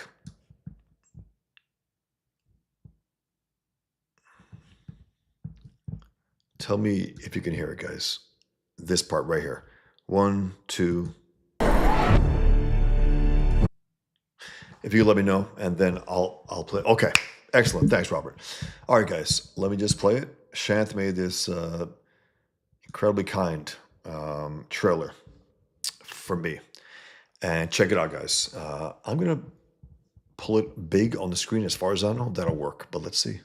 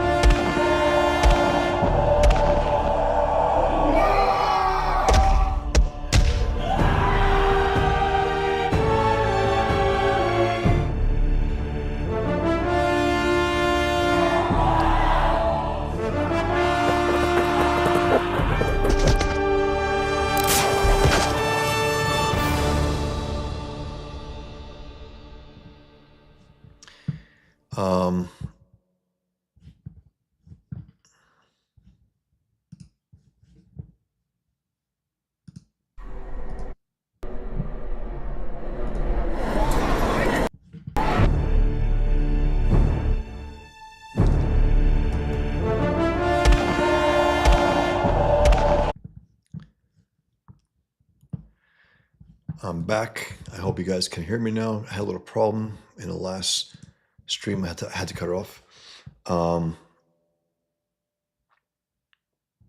Thanks, guys.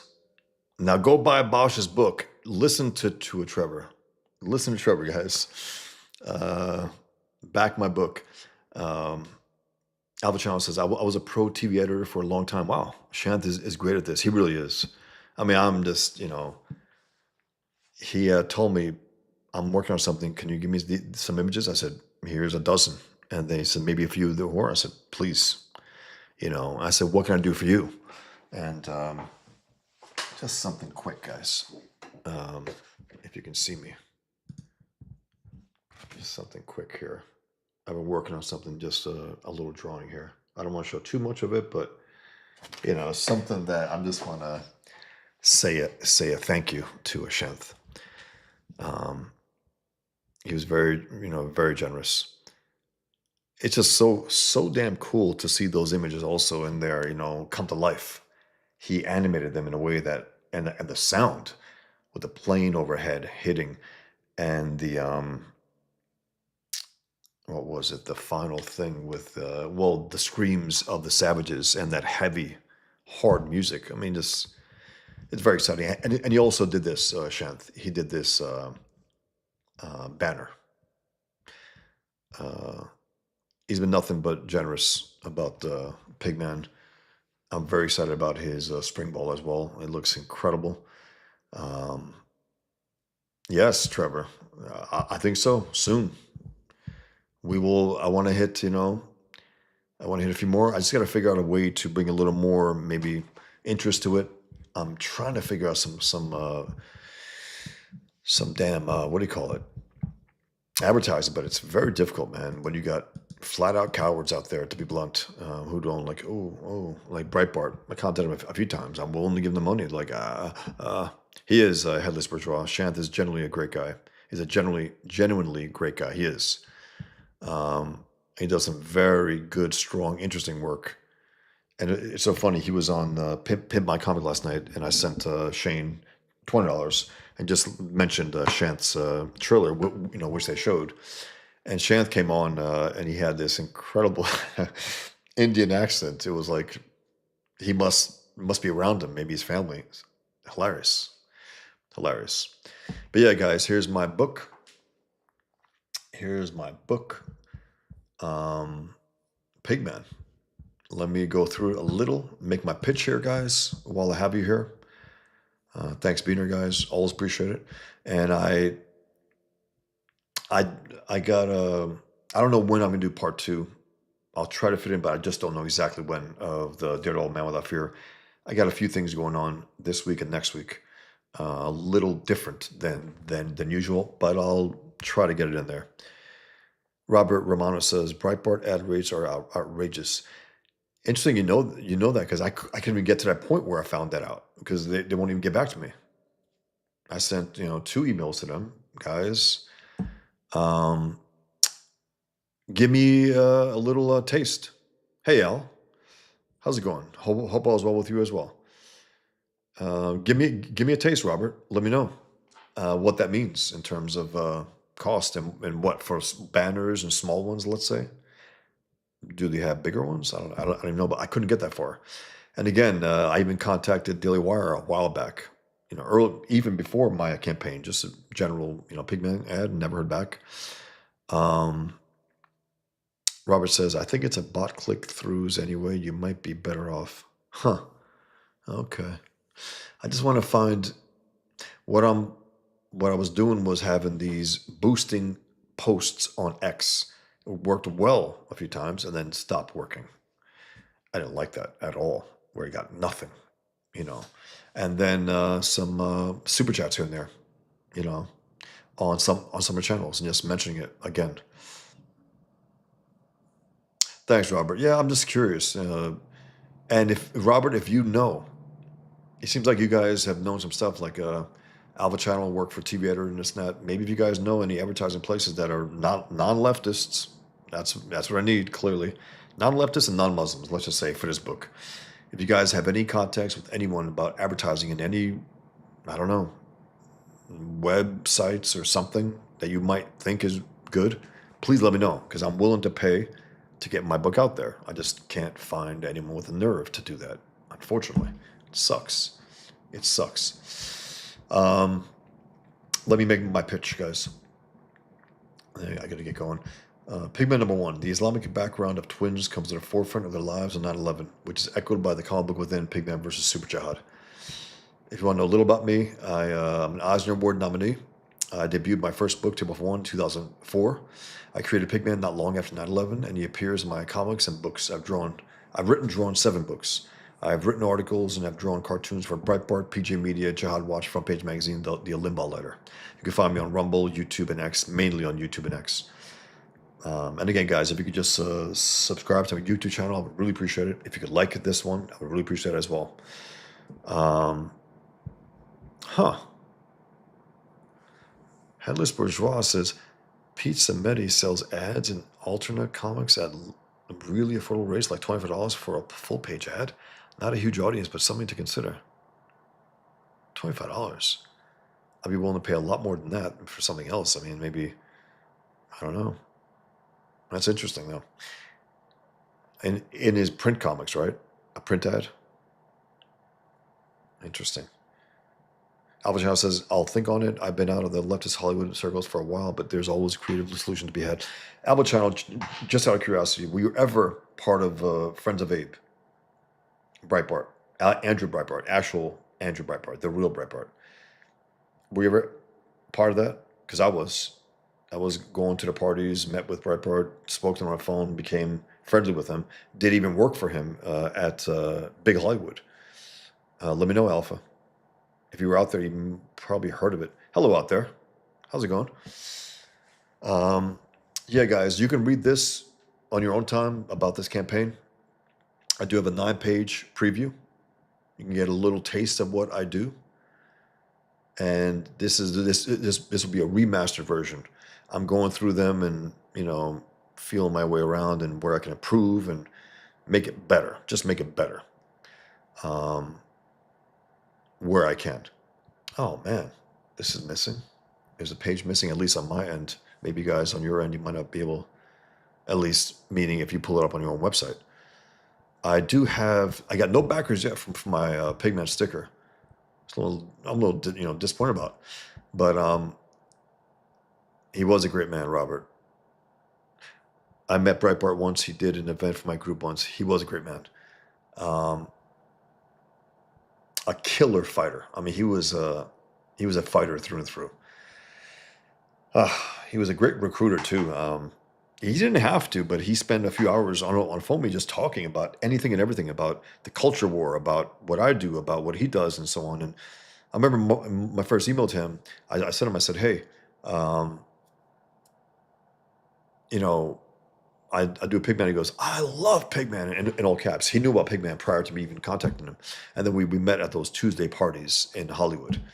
A lot of guys there, a lot of people, a lot of well-known people and people in the field and editors and producers and writers and so on, who were not open conservatives, but it was still considered like Friends of Abe. It was like, I'm a friend of Abe, Abraham Lincoln, to do it slightly undercover. Bearwolf 13, Bosch, have you ever considered putting the Muslim Antichrist, the Dajjal, in your comic as the main villain? No, I created my villain through similar, the twin brothers, and you have Frank and Muhammad. They're like brothers. They're like brothers. So I already have my main villain in there. But no, I never thought about that.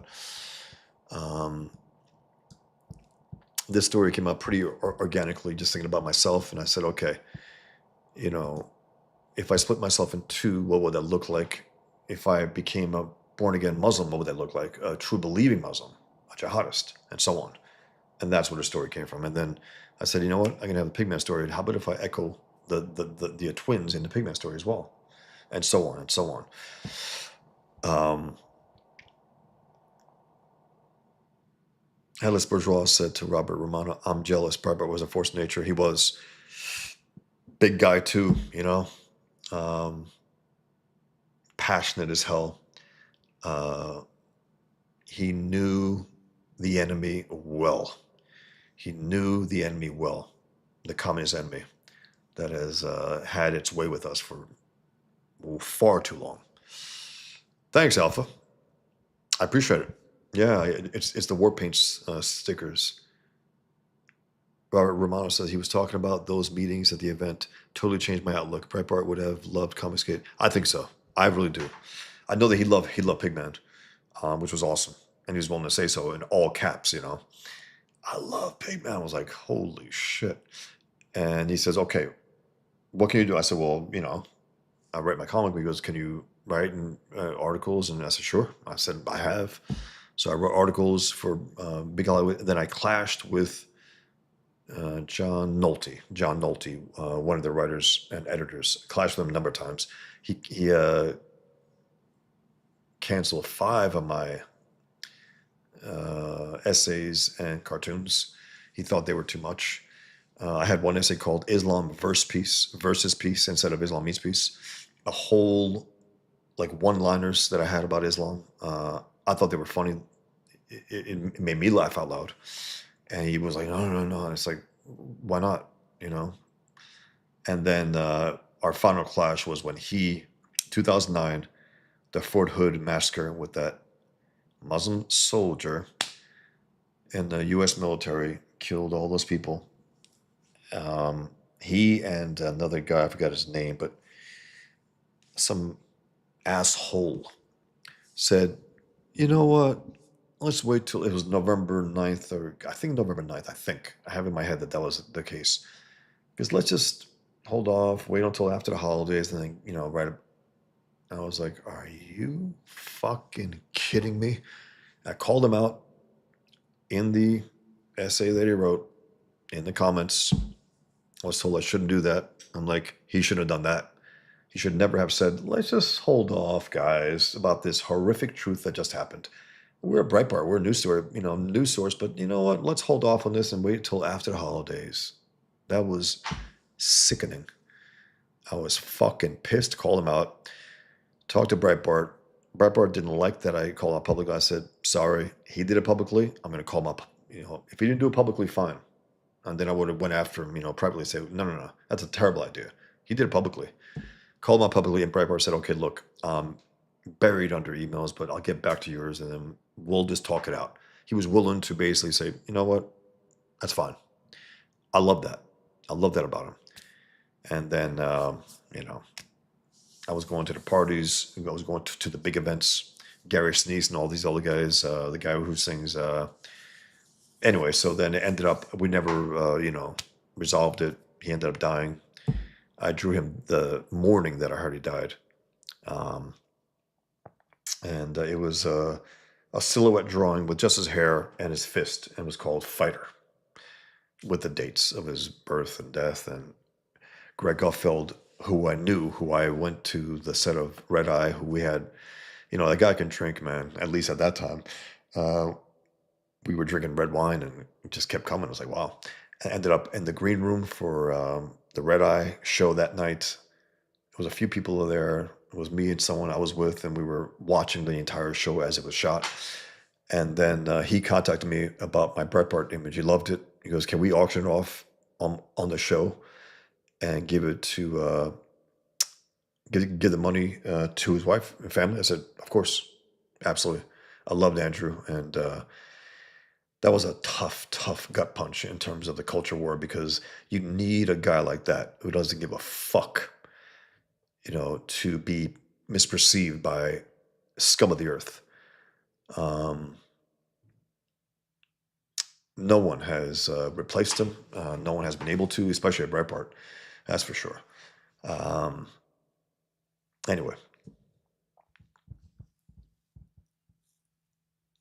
Beowulf says, I saw the evils of Islam firsthand in 2004 when I saw a fat Iraqi man beating his wife, making her carry a couch, and we couldn't do anything about it because it's their culture, quote unquote. Plus, they hate dogs. They do hate dogs.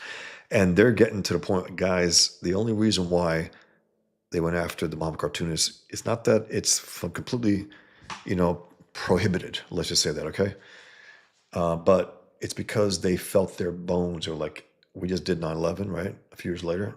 We're going to now tell you not to draw Muhammad, and we're going to do this and this. And now, right now, in England, they're telling the English, you better not have dogs around here. This is a Muslim area. This is a Muslim area. You better not walk your dog through here. That's fighting words. That's war words from an enemy within. So, man, fuckers.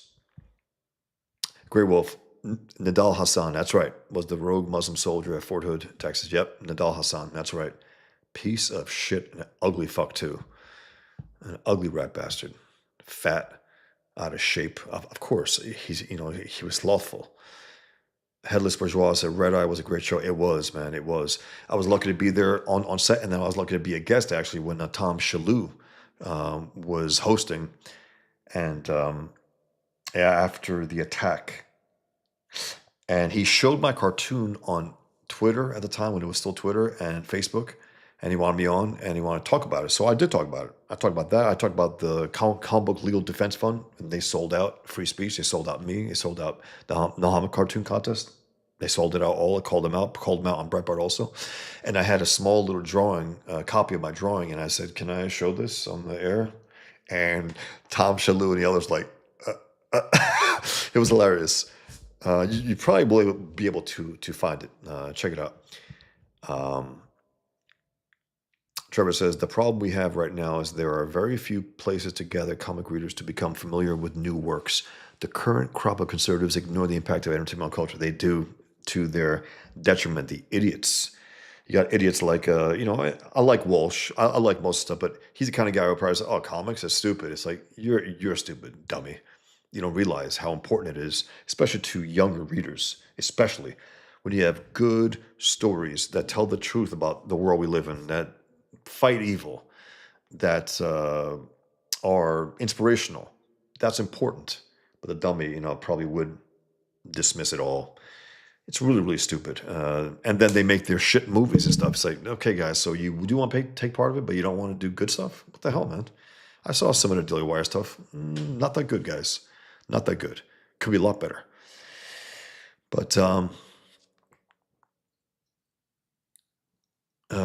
Robert says, I sent you the video of the event he did for us. Wow. Beer in hand through the whole speech off the cuff. Vintage Breitbart. That's hilarious.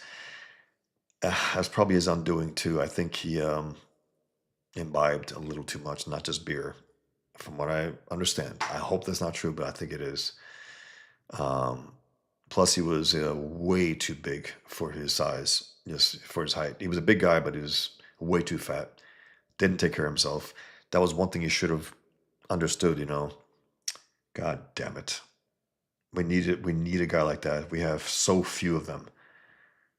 Fuck. Anyway, Headless Bourgeois said, it seems like England is lost. It does, but at the same time, guys, they can flip that country with the decent leaders.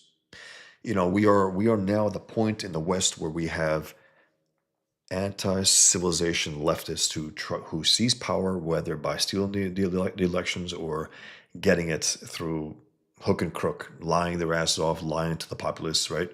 Getting in there, or the right is so many pussies are in there that they get in. They are able to sneak in. It's unfortunate, but it happens often enough. And we are also to the point now, though, we're dealing with an enemy within the left that when they get in power, we lose our rights. And we truly do. It's not this thing that they lie to us about what everyone lost their rights now, right? Under Trump, it's a lie completely. Their idea of losing rights is that we can't lord over our enemies the way we did legally.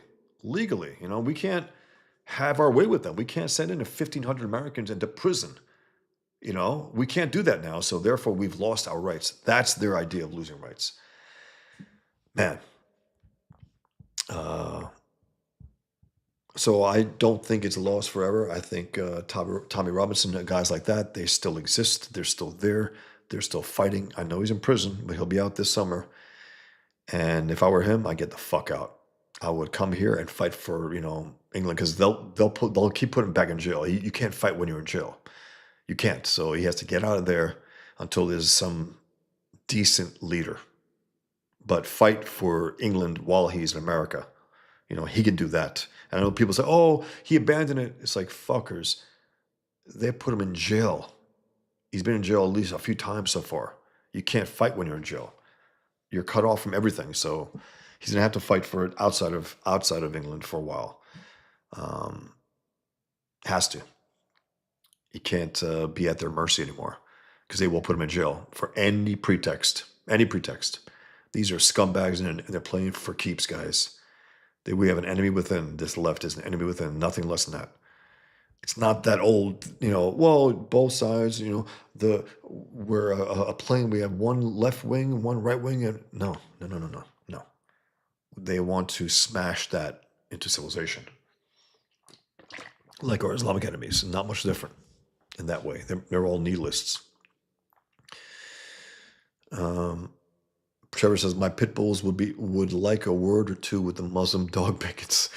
Man, yeah, they may hate him, but they'll be scared shit of them also. That's for sure.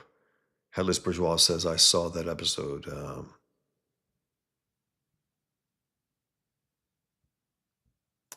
not sure which one you're talking about, Headless Bourgeois.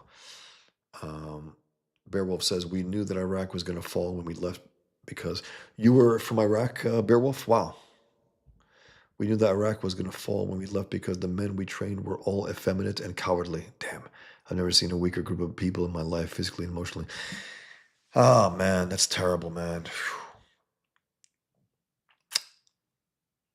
They also feel there's a part of them that feels like they're betraying their call because they know, a part of them at least, the soldiers in Iraq, know that the true believers are going to out Islam, meaning they have Islam on their side. You know, those who are trying to uphold some kind of law that's not Sharia law don't have Islam on their side. So it's a fucked up thing. But even if you have decent people there, they're still considered heretics. I mean, they're still considered, non-Muslim in a lot of ways, and they're killed for it. So Trevor says dogs terrify them. They do. Nothing's funnier than watching them trying to avoid the bomb dogs in Afghanistan. That's hilarious. That's hilarious. You saw it firsthand. That's a great insight right there, and it's true.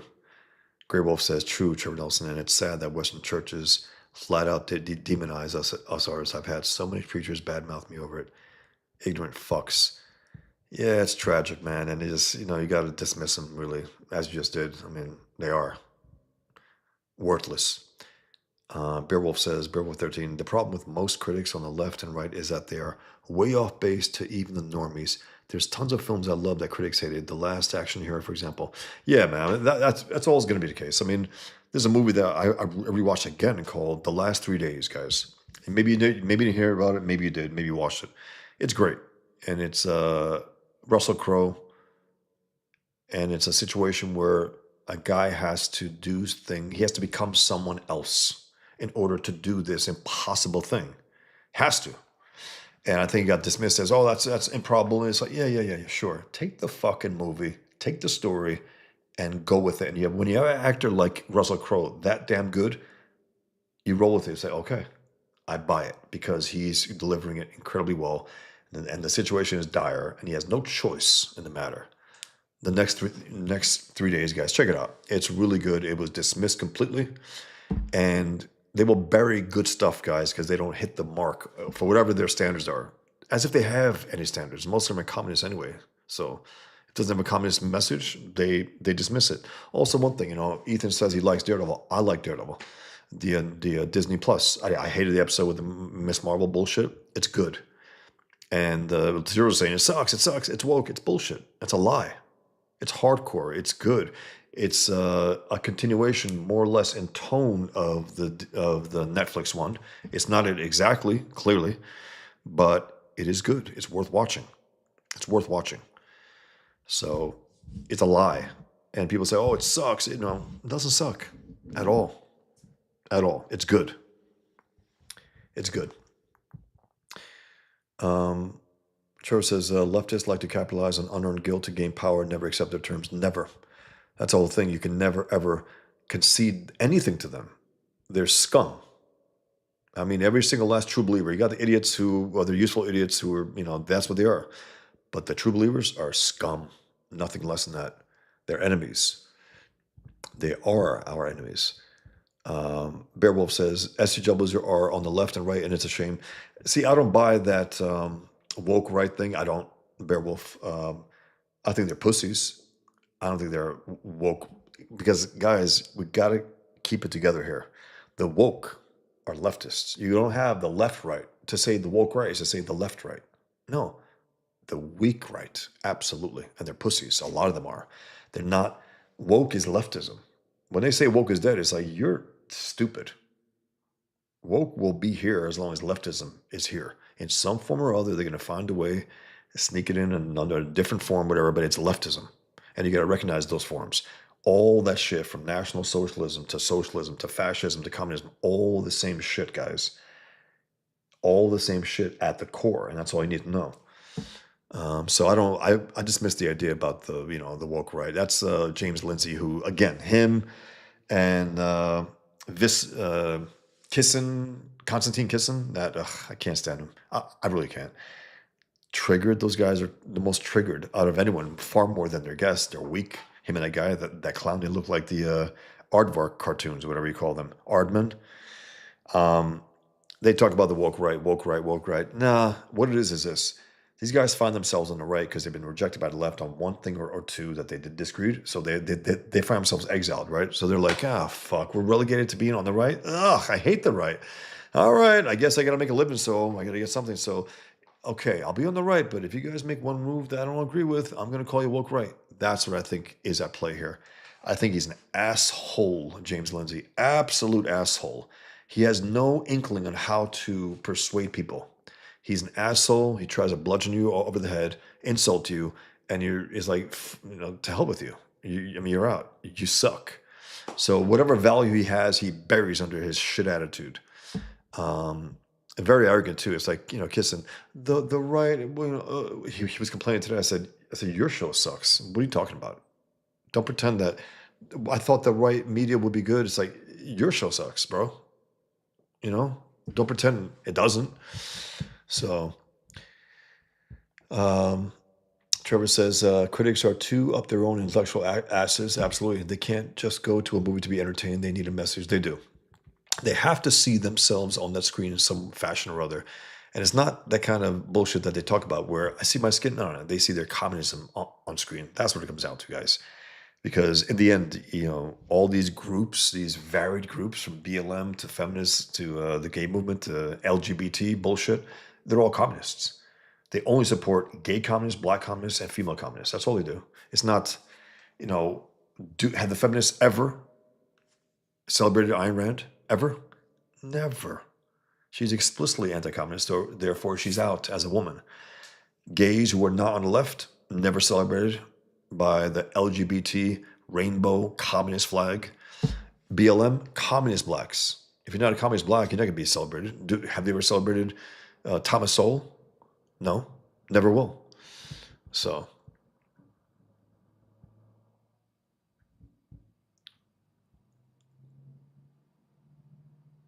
Beowulf, I served in a Marine Corps with 2-1. My man. Props. Respect. Trevor as well.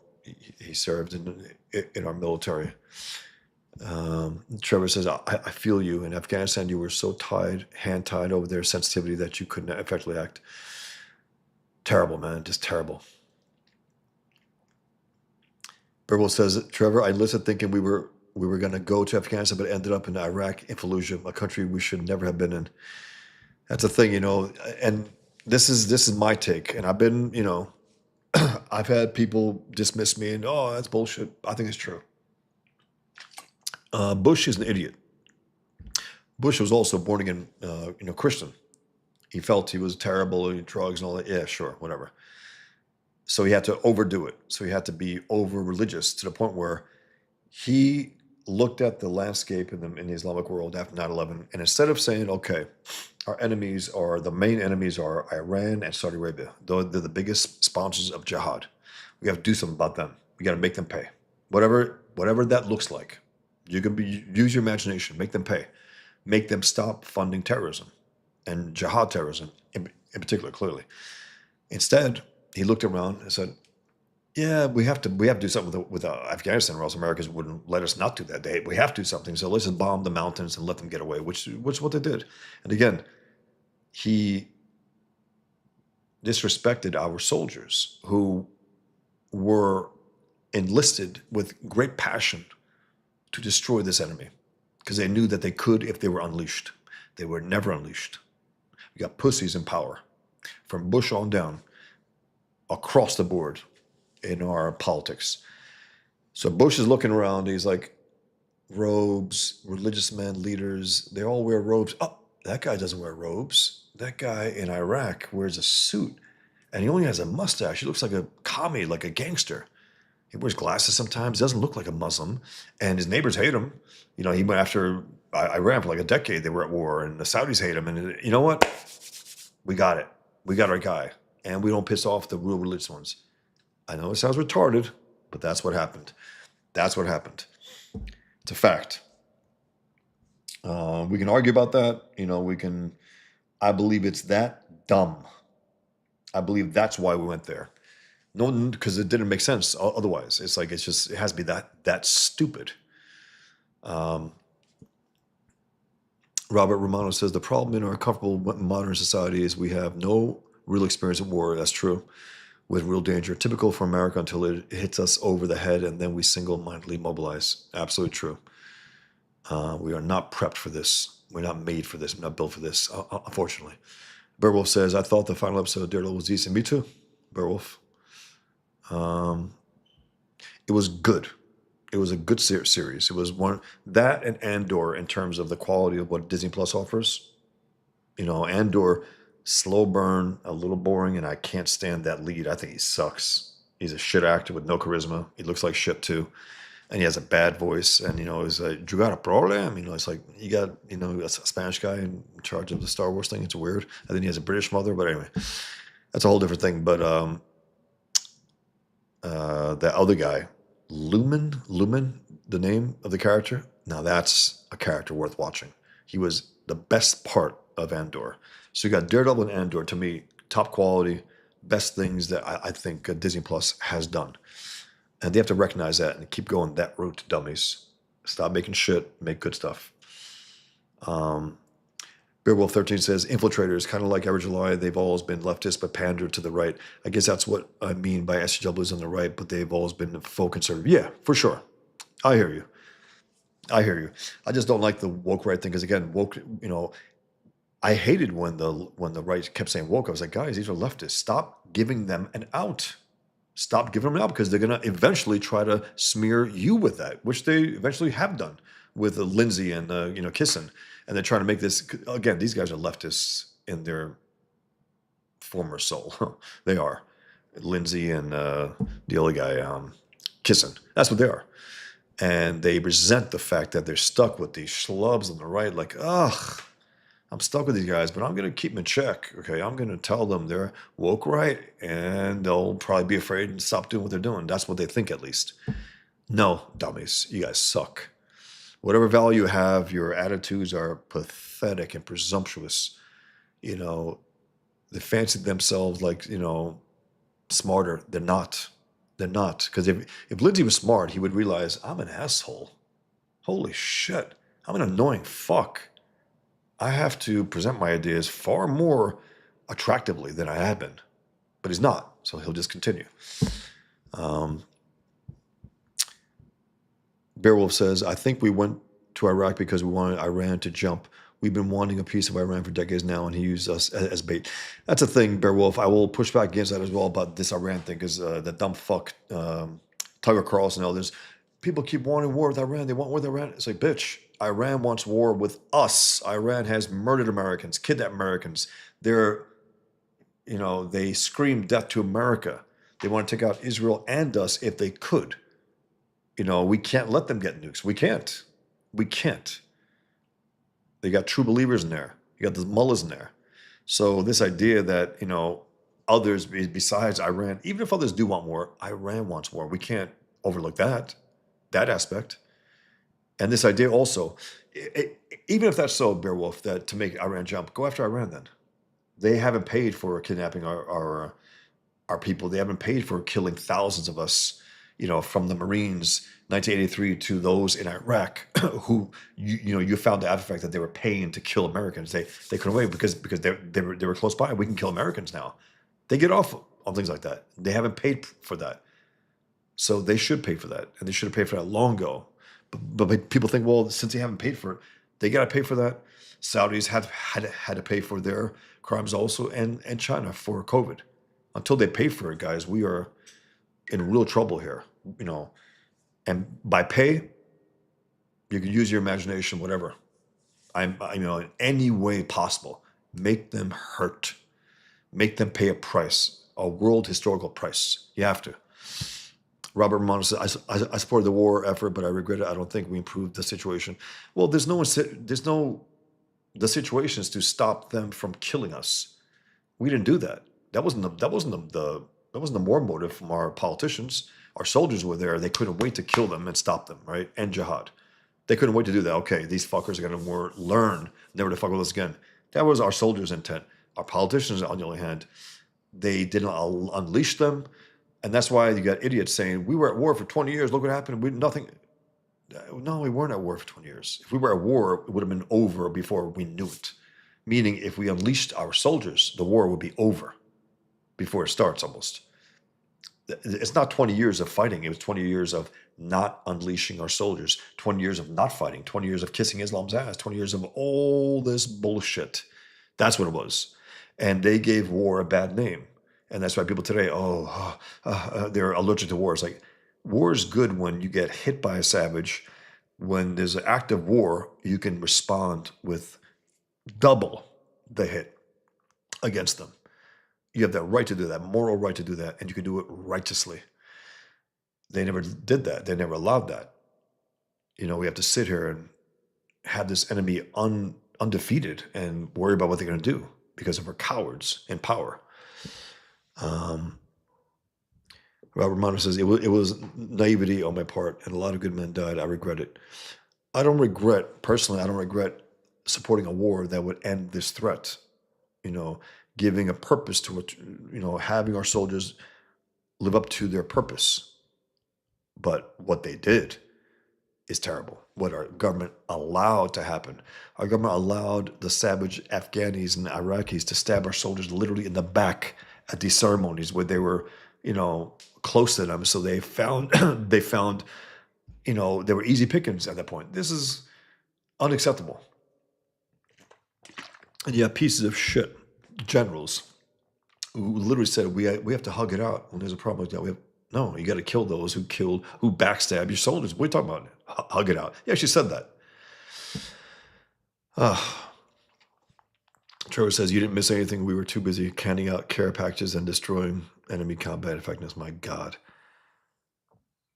Trevor says to Robert Romano, but a lot of bad men died. Not as effectively as it could have been, but as good as we were allowed. That's the thing. I mean, there were still some things, but overall, the enemy is still here. It's undefeated. Guys, look at my posts every Saturday night. Hundreds are killed every single week in the name of Islam. Every single week. This enemy is alive and well, unfortunately. We could have wiped them out for ourselves and for the world, but we didn't. Because you got a pussy in chief at that time, Bush. And then, of course, you had an enemy within in Obama. And, while Trump is better, he still had an iftar dinner at the White House like an idiot. He's had an iftar dinner. He had a fucking Islamic iftar dinner recently. Why? Don't have that. At all. Don't have it. They see it as a sign of weakness, and they will exploit it. And you think there won't be another one for another reason, for this, for that, so many things. Ramadan dinner now. Who knows? But that's when, Trump is at his worst, when he gets stupid. When there are not enough good people around him to actually be, I don't know, man. Overall, he's good. Then he makes these dumb, fucking stupid shit moves. Trevor says, 20 years of trying to teach humanities to Muslims. Yeah. Trevor and others, they have no civil society. They don't know what that means. Even when they come here, they don't know what that means. So we have brought thousands upon thousands, if not millions, across here to the West. We have more mosques now than we had pre 9/11. There were, I think, eight mosques in France in the 70s. There are thousands now. It's not because there are many, many more Muslims. It's the fact that they build them in order to bring more, meaning they build them thinking ahead. We're going to bang each other and get more Muslims, and we're going to bring more Muslims. That's how they think. They think the long game, and we're here, just stupidly playing this game. Beowulf says, I wanted Iran personally because they are the main funders. 100%, Beowulf. But you're right. We were handcuffed 21 years, almost exactly to the day the politicians stopped our march into Fallujah because of the optics. 100%. It's tragic, man. For guys like you and those who died also, it's such a anger. It's such an anger that I feel that I don't know. The only thing I can express it in is, in my work. Really, that's the only way I can express it in the full effect. The anger that I have over it and getting these guys and going to the mullahs in Pigman and killing them, and them saying, "Do you know who we are?" He goes, "Oh yeah, fucker. You're the guys who screamed death to America, and therefore you brought death to Iran." He goes, "You know, America Akbar, mullah fuckers." Boom, kills them. He kills the Saudis. He goes state after terrorist state. And that's part of, that's why to me it's effective to show, it's fiction, of course, but it is effective to show these guys getting it in some fashion, even in fiction. There's something about it. I get a little, less anxious about this threat and, at least seeing it get taken out, even if symbolically, it helps me, my peace of mind. That was the first battle. Beowulf continues. That was the first battle of Fallujah. Then the Marines in the second battle of Fallujah were killed. The Marines that relieved us were reservists and didn't have our training. If only they let us do our jobs. That's the whole thing. That's the tragedy right there. We had good men and women after 9/11 just itching to make these fuckers pay. To pay a world historical price where it will never be the same for them ever again. And our piece of shit, rat fuck politicians from Bush on, that bitch, when he said Islam is peace, he crippled our war effort, crippled it, because he's saying Islam good, Muslims good. It's just these small extremists. Killed us. I mean, he absolutely killed us. Trevor says, it makes one have to consider if maybe Vlad the Impaler had the right idea about Islam. Beowulf says, Vlad Tapes is my, is it Tepes or Tapes is my hero, Trevor, LOL. LOL. Trevor, bad neighbors make good fences. Sean Allen says, my uncle was in a PNW camp in Japan when America bombed them. He praises you guys till the day he died. Bless America. Man, that's awesome, Sean. And also, it was one guy, gifts from heaven. I think he said gifts from heaven. A Japanese man said after our retaliation against what they did Pearl Harbor. That's what it was. I know people pretend, look what we did to Japan. Hey, fuckers. You got to keep the context here. You got to keep the context of Pearl Harbor and what they did. You have to. Dumb fucks. So that happens. And he said the nukes were gifts from heaven. The reason why he said that was he goes, we were on a suicidal mission. There was nothing that was going to stop us. That first bomb, they were still fighting. Second bomb, they still wanted to, and then some of the generals were like, yeah, I think we're fucked, man. And that was it. It took that. It took 2 nukes to make them stop. And then we told them what's what in their new constitution. We told them, unlike with the Islamic enemy, we allowed a little Sharia law in there, right? A little this, a little that, and it's over. Now you have 9-year-olds getting married off in Iraq over the dead bodies of our soldiers who went there to free them, to liberate them. No, we go there. We go to these hellholes to wipe out the enemies who are a threat to us, period, and get the fuck out. If it was up to our soldiers, they would do that quick. Who the fuck wants to be in hellholes for years? Who? Muslims don't. They try to go everywhere else but there. Imagine our soldiers, you guys, living in a country like America, living in the civilized world and going to hellholes. It's like, while you're there, make it worth your time. Kill these fuckers and get the fuck out. It's beyond tragic, man. Oof. Happy's Funhouse. Have you guys been seeing this Anthony Carmelo stuff? Dark. Yeah, Carmelo Anthony, yeah. Yeah, it's pretty bad. It's pretty bad. But I also see some scum on the right, on the left, using it to stoke race wars to stoke all this stuff. I see that as well. That's why I had to post out there. You know, skin color doesn't mean shit. Only means shit to racists and so on.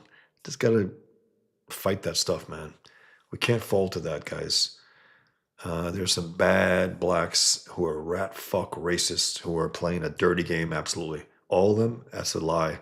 That's a lie that Fuentes and other rats would push. There are decent Americans who don't give a fuck about this stuff and who feel bad about that. A poor kid getting killed, black or white. You know, in their minds, is a poor kid who got killed. And then you have these the family choosing a scumbag piece of shit communist lawyer. That right there is damn telling of the family. It's like I think they're up to no good. That family, they wouldn't have picked a lawyer like that. Trevor says in whiny voice, "But Bosh, we can't destroy their mosques. They'll hate us." One of the first things we should have done, I think, wiped out their holy places. I think the Kaaba. If you guys don't know, I deal with that in my book. It's the holiest of holiest places. All right, I'm gonna flatten that fuck. We have to demolish their idols. Have to. Their holiest places, smoking ruins. They'll get angry. Good. Kill more of them. Yeah, but defeat them. Make it so bad that they'll be far more terrified of us than they are of Allah. And that's when they start to think, huh, maybe we were misled here by our own religion. It's pretty shitty, our lives, you know, and so on.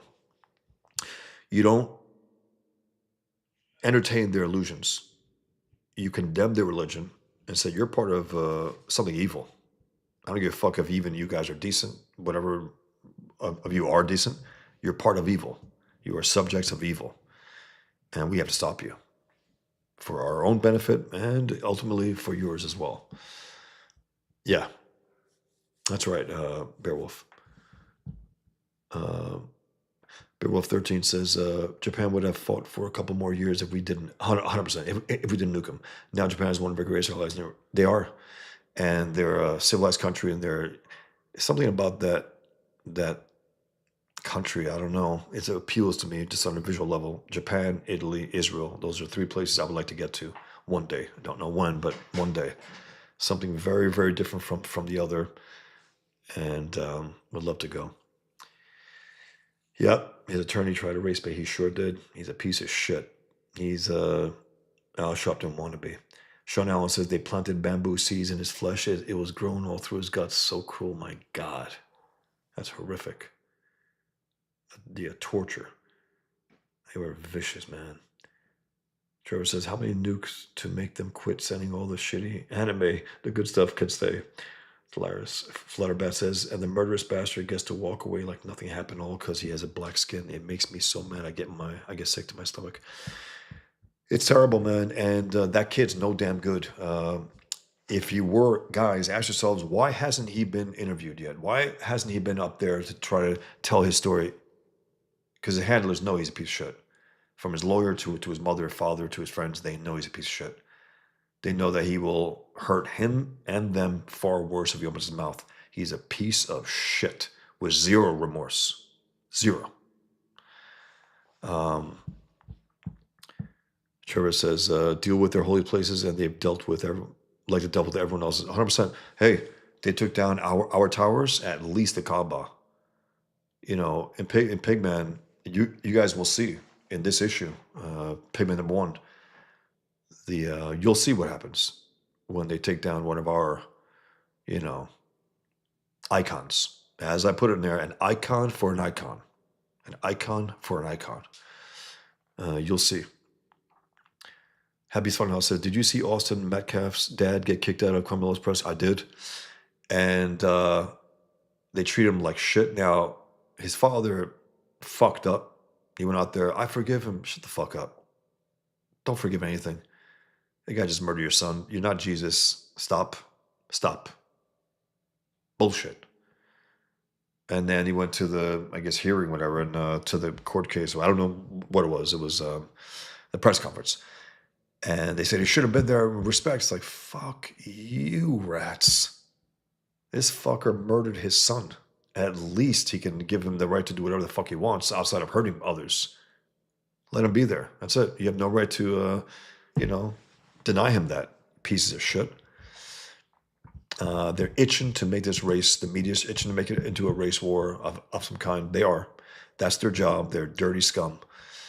And there are no racists like leftists. None. And when I say leftists, I mean from Hitler to Stalin to Mussolini to all those rat fucks to Mao and so on. Racist scum. Exploit, exploit, exploit. Guys, this went the whole gamut, as usually goes with my streams, which I love. Thank you very much. So guys, consider backing Pigman. I really want this to move well. It's going well. I'm up to 263 backers, $17,156, which is really good. I want more. I want this to be bigger. I want it to really run hard into issue 2, and so on and so on. Get it issue 6 and wrap it all up in a pigskin leather-bound hardcover in the end. That's what I want. So guys, thanks for being here. Appreciate the give and take. Appreciate your service, guys. All those who did it. Thank you so much. Without guys like you, I couldn't do what I do. That's a fact. And we owe you. So guys, back Pigman if you haven't. I got 5 different covers. I have a number of rewards. Check out the preview. You saw Shanth on Jetty's trailer. It's great. Check it out again if you want on YouTube. Share it if you want as well. I would appreciate it, guys. So back Pigman, thank you very much for being here again. And like this video on YouTube if you can. I would really appreciate it. Subscribe to my channel. Follow me on X. Thanks, Flutterbat. Hail, Beowulf. Hail, chat. Be safe. Hail, Comicsgate. Hail. Hail, Comicsgate. Hail, chat. Flutterbat, Grey Stream Bosch. You all take care and be safe. Thank you very much, Flutterbat. Appreciate it. You guys take care. Be well. Until next time. Thank you. Back Pigman, Headless Bourgeois says, back Pigman, hail Bosch and chat. Thank you very much, man. Take care, guys. Be well, man. Thanks.